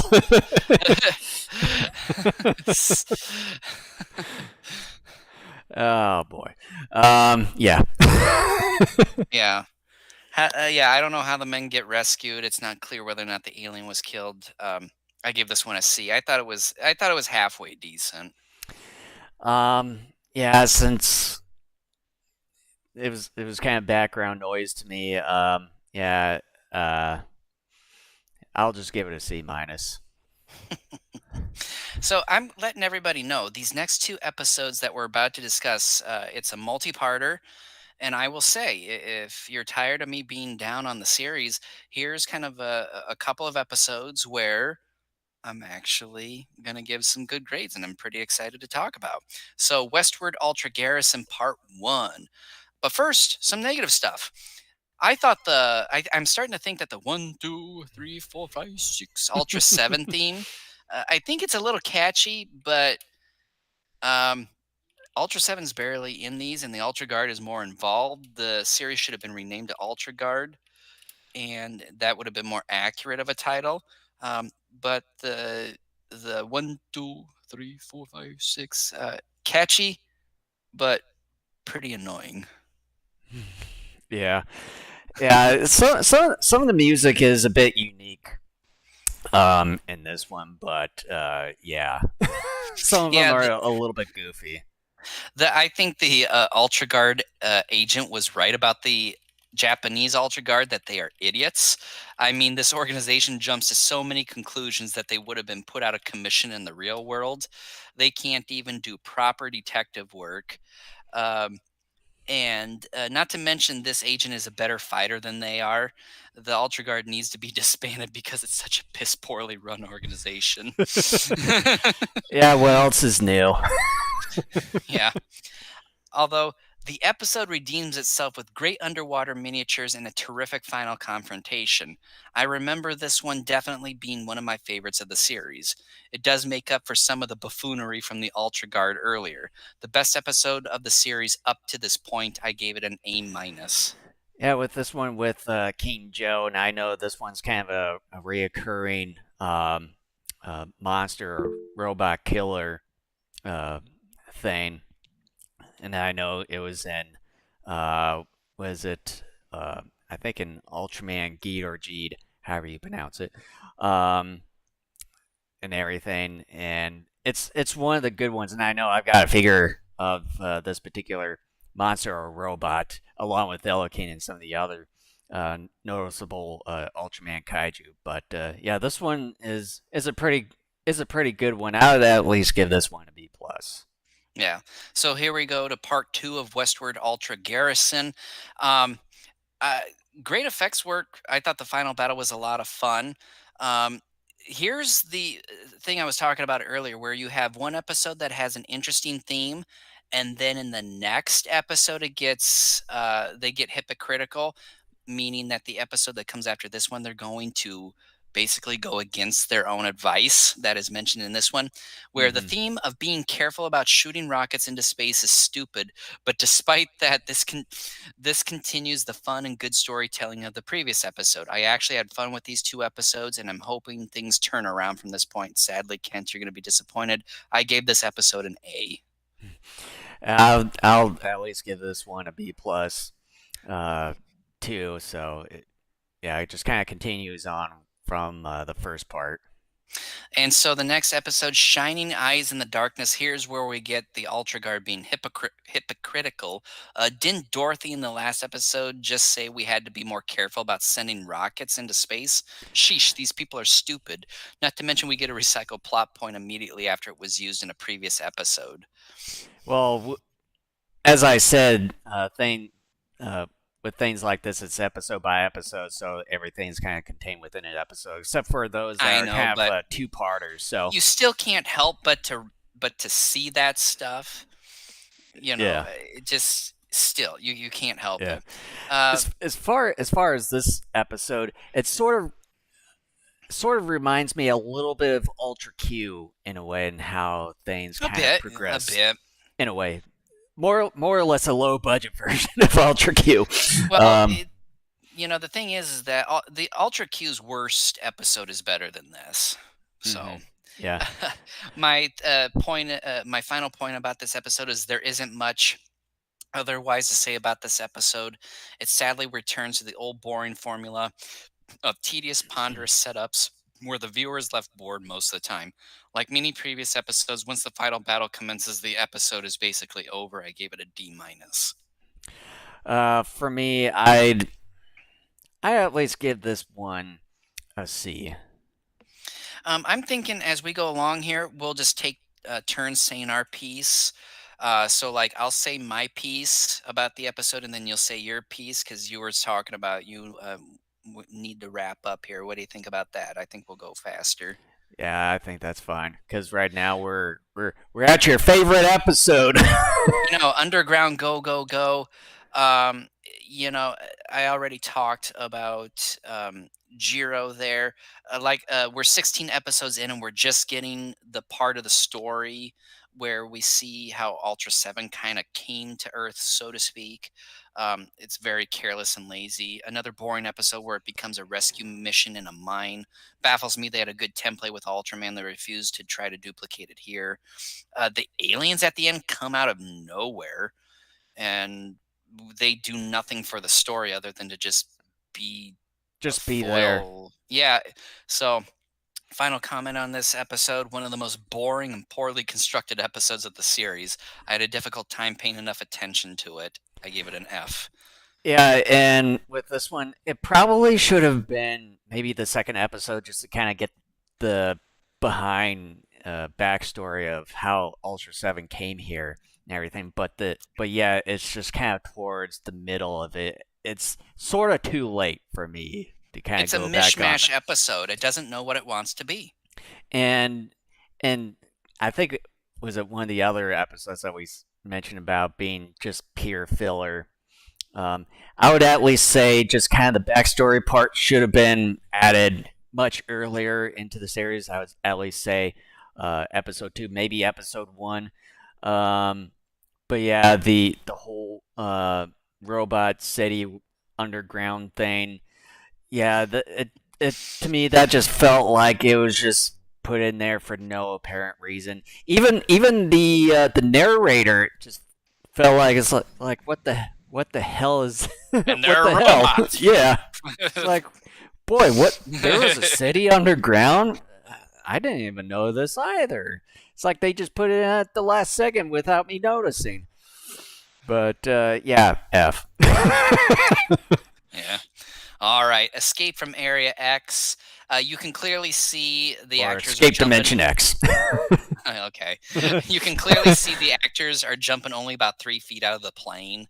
How did Soga write so professionally on his parachute? Not to mention what he wrote. This forest is no ordinary forest. Is so vague and preposterous that it's obvious the writers of the episode wrote that to try and hide the mystery in longer. Any other person would name a problem or two with the forest. The tick creature is really neat and puppeteered well. So Dan can now turn into Ultraseven by a simple wave of his arms. The series isn't even following the rules it's set up for itself up to this point. I like the alien kaiju designs, and the concluding battle is better than most up to this point. But what was the kaiju's purpose? Was it an alien? Did it die by simply being tossed into the lake? If so, that's annoying as hell. An episode that is a bit better than most so far, but still too much time is spent on setup and moments that drag on longer than needed. Some of that time would have been better spent finding the kaiju's motives. It's an episode that still lacks a lot, but it's not overly terrible. D plus. Yeah, with this one, what was the point of doing a Halo jump to begin with, even though they've mostly driven to places in their car? Although one thing I have to say, the car is pretty cool in respect to it. It'd be pretty cool to have one. Or It just flies later, which is dumb. yeah, that's that's probably the one downside to it.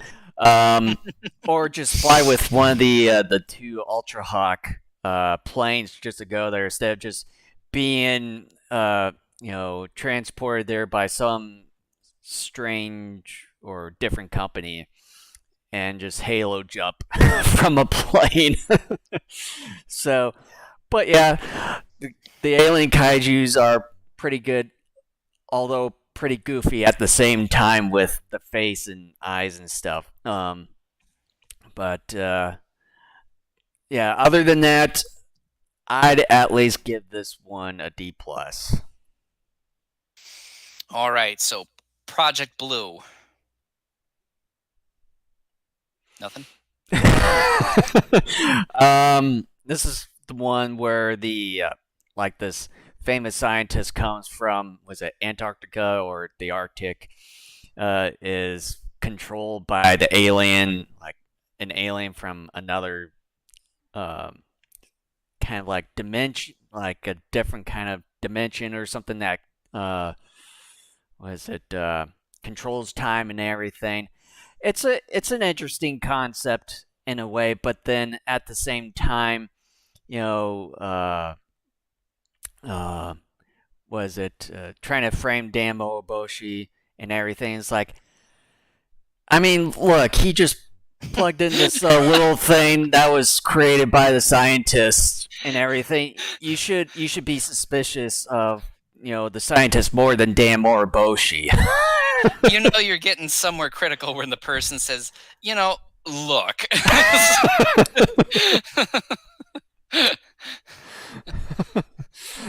But yeah, that's something with that whole kind of story for that episode is a bit screwy and everything. So with this, I'd at least give it a C minus. I found it funny that Bud was throwing rocks at Ultraseven. If they already, the aliens that is, already had a device that can blow up Earth from the inside, then why bother needing the Project Blue blueprints? That makes no sense whatsoever. While I still wouldn't have necessarily approached the story this way, I really liked this episode. Bud is a sinister villain, and the whole episode has a horror vibe to it that's creepy. As a result, I enjoyed it quite a bit. I gave it a B plus. Next episode, Smash Epicenter X. Or Destroy Earthquake Epicenters X. I almost said something else. Epicenter X. Is that where you're going? Yeah, because I think I was combining the word epic center and X. Oh, this series is just making us go. All right. The Shapley alien looks like a Kamen Rider ripoff. The Gladios Kaiju was really neat. It bleeding those stones was quite interesting. Not a bad episode, but still a lot of elongated setup that could have been cut to the chase. It's decent enough. I gave it a C plus. Yeah, yeah. With this one, the alien was pretty good. The humanoid alien, but the baggy monster, I think. Gladius. I mean, yeah. Well, just the way how it was executed, it was pretty baggy. Well, yeah. I think they should have made it not as baggy and not quite as Muppety in a way, because it looked just the way like the facial features and stuff it was a bit kind of a Muppet, and it was annoying how it roared all the time. Oh too. yeah. Mm-hmm. Yeah. But yeah, I would at least say the human aspect of this one was at least pretty good. Probably the better one in this episode here. So with this one, I would at least give it a C. Pursue the Undersea Base is the next episode. That's the same title too. So. Okay. Okay. I'm just waiting. Okay. Iron Rocks is a really neat design. I dig it an awful lot. Again, the setup is longer than it needs to be, but it's not as bad as what we're accustomed to seeing from the show at this point. Overall, we may be starting to see the show hit its stride, which is not true, Kent, in a manner that isn't dull and preposterous. That's not true, Kent. As of this writing, The final thought on this particular episode, I can only hope that it's going to get better. I gave it a C plus. Yeah, I don't really know a whole lot about this one. I think this was also another background filler for Oh, me. dude, you missed it because it was a battleship, like a multi-tiered battleship that took other battleships and constructed itself. Okay, yeah, now it's coming back to me now. Yeah, because of the Yamoto, the battleship thing. So, um, now I do remember the ending part for this one.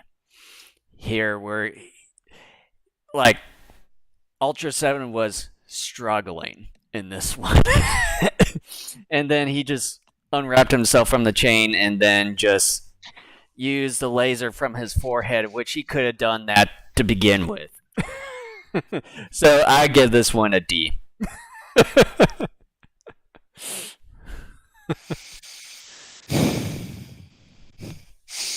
Moving on. The Human Ranch.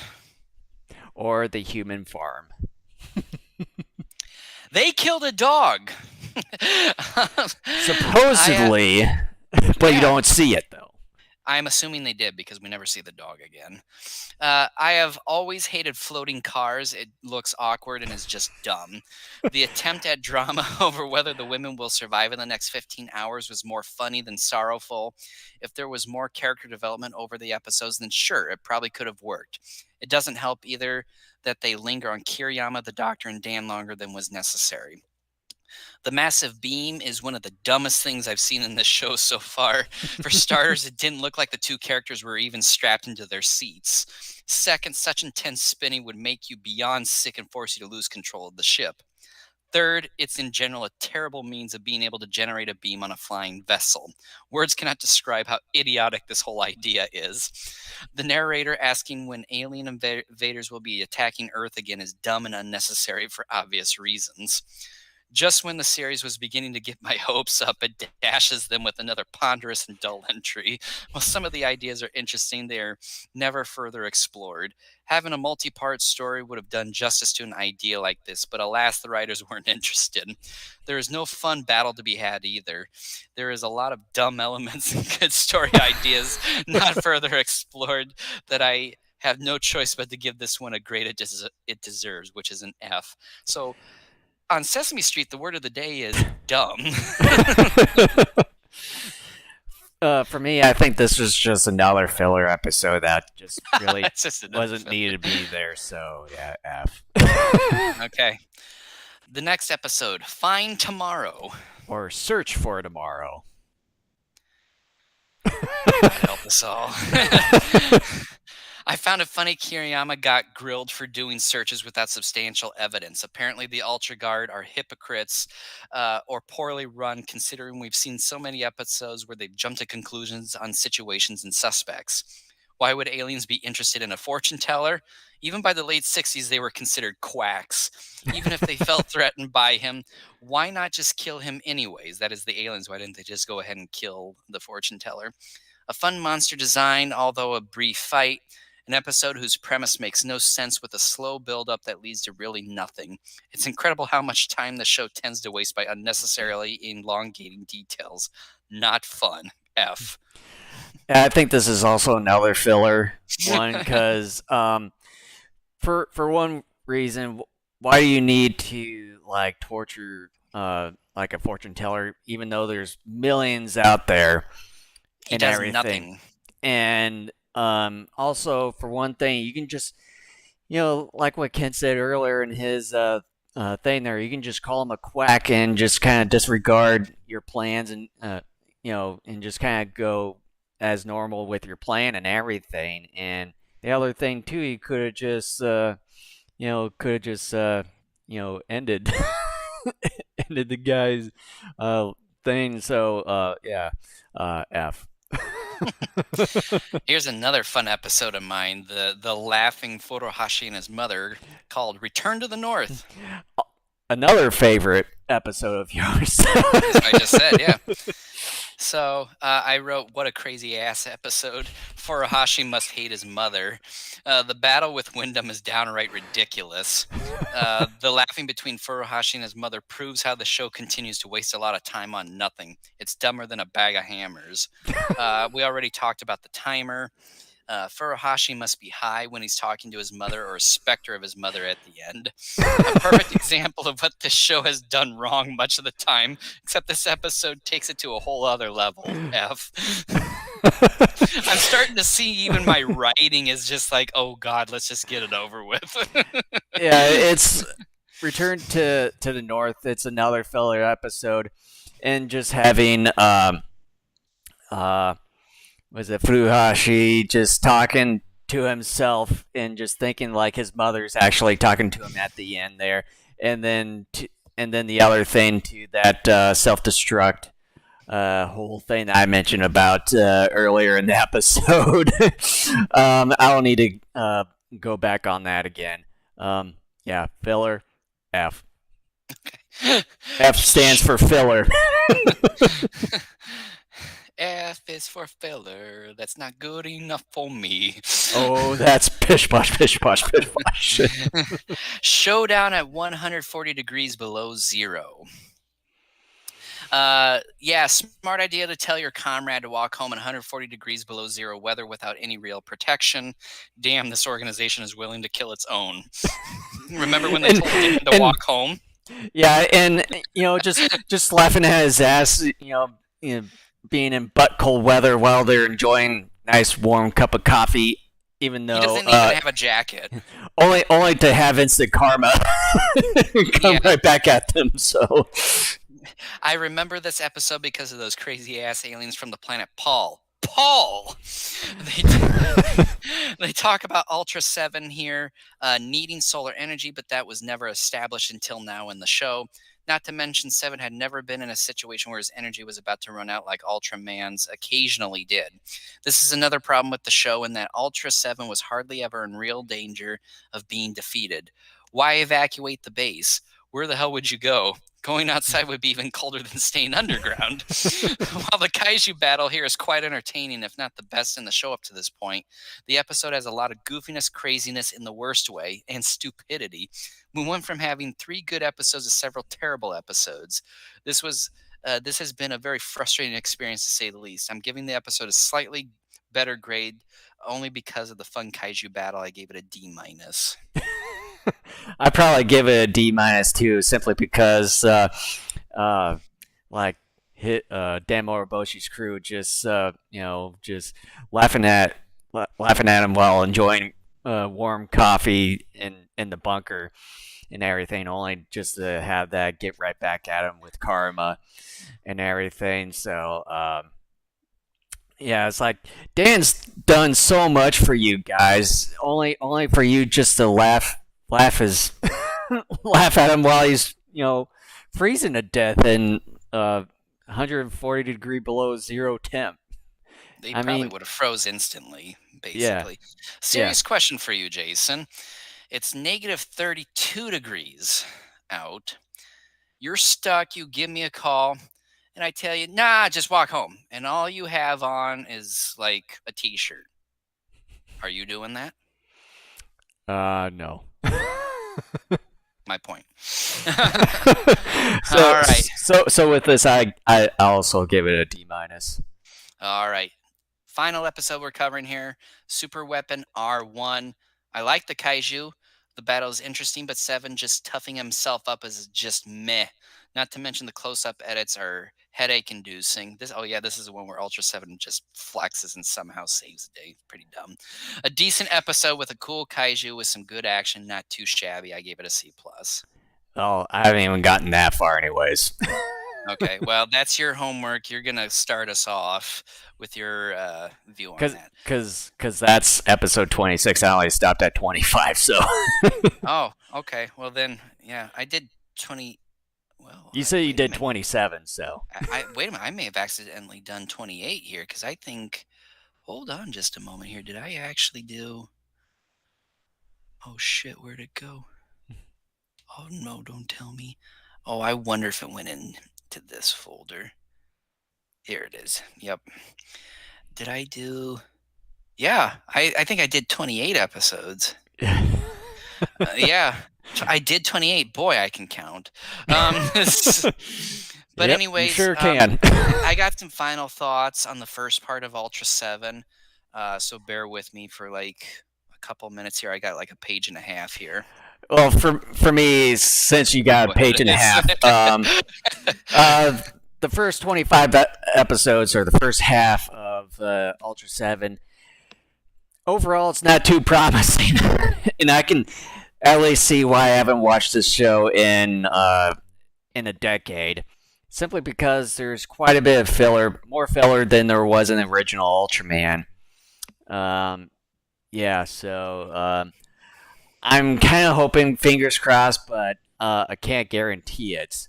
Of there being an uphill from here on out. I just want to apologize, to everyone if you were hoping for something, maybe more positive in this Same episode. here. And like I said, my hope is that the next two discussions we have to conclude the remainder of this show will go better. But like Jason was saying, and like I said earlier, I am not anticipating that. So, my hope is that maybe you had fun laughing with us or at us during this whole discussion, and that we were at least entertaining for you for like 2.5 hours. But, sorry, it couldn't have been maybe more fun in terms of more being upbeat about it. So, Mm-hmm. here are my final thoughts on the first part of Ultra 7. My memory was that Ultra 7 was a show I enjoyed but was not thoroughly in love with. I knew it was different, but still liked much of what it had to offer. I have to admit, however, I didn't pay close attention to the show back in 2014 and 2015 when I initially watched it.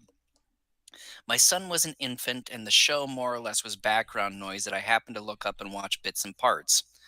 But with this current viewing of the first half of Ultra 7 and being able to actually pay attention to each episode, I found myself bored, irritated, and disappointed in this iteration of the Ultra franchise. Yes, this series, like Ultraman before it, was aimed at children. Ultraman thrived in that arena with all of the kaiju action and the types of stories it told. But Ultra 7 veers off that route in an attempt to be more mature with some of its storytelling. While I don't believe that is such a bad idea per se, it is not executed well. In fact, much of the show is a bit of a mess considering it does not know what it wants to be much of the time. Does it want to be more adult? Does it want to continue to aim for a younger audience? Instead, it tries to straddle both worlds and ends up falling flat on its face more times than not. What is most infuriating is the template was set before it with Ultraman. The only real difference here, outside of higher budgets and an attempt to appeal to older audiences as well, is that this show wants to deal strictly with alien invaders. Considering there are 54 episodes, which actually 49, in this show, I wonder if the large episode order by TBS could have hurt the writing process. That's assuming Japanese TV works similarly in Japan as it does in the States, where a network orders X amount of episodes of a TV show. Still, coming up with something that works, even on the most basic level, shouldn't be difficult. Again, Ultraman showed how it could be achieved. Instead, so far, Ultra 7 is a dull mess. So much time is spent on building up story premises that have little to no nor exciting payoffs most of the time. Character development, sadly, is far worse here than in Ultraman, and the fact Dan Moriboshi is accepted into the very specialized Ultra Guard with no questions asked is downright frustrating. What's more is that Ultra 7 is hardly ever in danger of being defeated. While it was annoying after a while to have Ultraman's blinker go off within seconds of a fight in each episode, it helped to raise the stakes and gave the hero a method of being defeated. Here, within the first 25 episodes anyway, Seven's blinker goes off in only one episode. Otherwise, the worst punishment that is doled out on him is that he gets his butt beat a bit before shaking it off and finishing the invader off, usually with his cranial blade. The episodes tend to portray the Ultra Guard in hypocritical light throughout the first half as well. One episode, they're talking about how they need to be careful about firing rockets into space, and by the next episode, they're firing them off, running into a problem, and finding out that they were careless in the mission of sending said rocket into flight. They come off as less than amateur sleuths and are quick to make judgments. a terrible trait to have for a supposed highly skilled organization that's in the arm of the self-defense force. They simply come off as so stupid and wildly incompetent to the point that you wonder why they are even in existence. I will say, though, that some of the episodes were fairly entertaining with fun battles. The miniature work, too, is a big step up from Ultraman. The effects work all around is top notch. My hope is the second half of Ultra 7 will fix a lot of the issues we've encountered during this first half. But as someone who's become more of a cynic in recent years and seen that there doesn't seem to be any potential change moving forward, I am not counting on it, and that's a damn shame. I was fully believing this would be a fun endeavor, and it's turned out to be a hair pulling experience. If the second half ends up being just as bad and frustrating as the first half, Ultra 7 will go down as a disappointing abomination within the tokusatsu genre. Other than the miniature work and effects work, everything about it is inferior to Ultraman. Ultraman may be silly and goofy, but it knew what it was and it rode with it. Ultra 7 is so schizophrenic that it ends up simply being a mess, to put it in a nutshell. I certainly hope we get a better second half, but I am not expecting it. And probably by the time the part two comes around of us discussing this, Kent may not have any hair. I'm not joking when I say my hair is already turning pretty gray. So, but yeah, I mean, again, I just have to apologize to people where if you were coming here hoping for something that was very positive, that wasn't the case. And when Jason and I were discussing this, this TV show was bandied about uh, by us for a while as like, okay, if we're gonna do this, let's do Ultra 7 because we already covered Ultraman, so why not do the next chapter?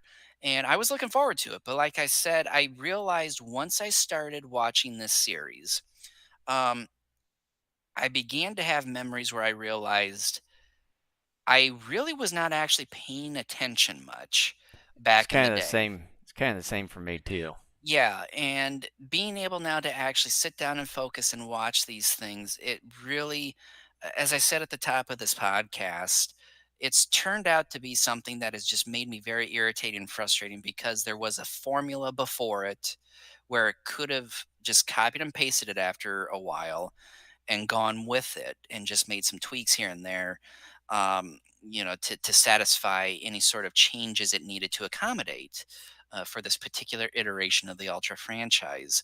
And that just did not happen. And um, again, I will read more on this section in August Ragoni's book about kind of this chapter of Eiji Tsuburai's career and just kind of figure out not only Tsuburai's involvement in it, but also just in general, maybe the show itself in terms of how it was constructed and maybe even received. Obviously, it had to have been received well because Ultraman went on to have many other iterations and has become wildly popular in Japan.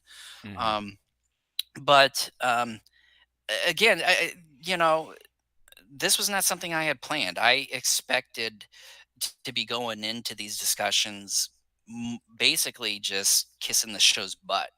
And I realized after a while that sadly that was not going to be the case. And I'm disappointed in that. I don't take any glee from bashing this. I don't, because again, like I said, we enjoy this stuff. We wouldn't be doing this podcast that is strictly covering this genre and other giant monsters if we didn't enjoy this stuff to begin with. And yeah, not everything's going to work. We've had discussions on here about some shows that we thought were meh and other movies we thought were either meh or terrible. Or have But more really long rants on particular things. well, yeah, but the thing is that not everything's gonna work. Even with Shin Godzilla, as much as I despise that movie, I gave it an A for effort for at least trying to do something different. I just thought just almost everything about it was bad. But you know, here I can't even give an A for effort because first and foremost, it's not a one-off like a Shin Godzilla. This is a TV series where, like most TV series, yeah, they typically struggle in the first handful of episodes to gain their footing, but then they course correct. They realize Hmm. what works, what doesn't, and they course correct. This didn't do that. And the fact that it couldn't take even the Ultraman formula and even try to replicate it, just to me shows laziness Hmm. and just it's just bad. I'm sorry. It just so far, at least the first 25, well, technically I covered 26. The first 26 episodes, um, more times than not, it's bad. And even some of the episodes where I gave like, maybe a C, C plus on, I was like, yeah, like there's quite a bit of bad writing in here and just some poor choices made in terms Hmm. of setup and writing. And I don't, Unlike, yeah, and unlike, was it Iron Cane when we covered that many years ago? Like the first few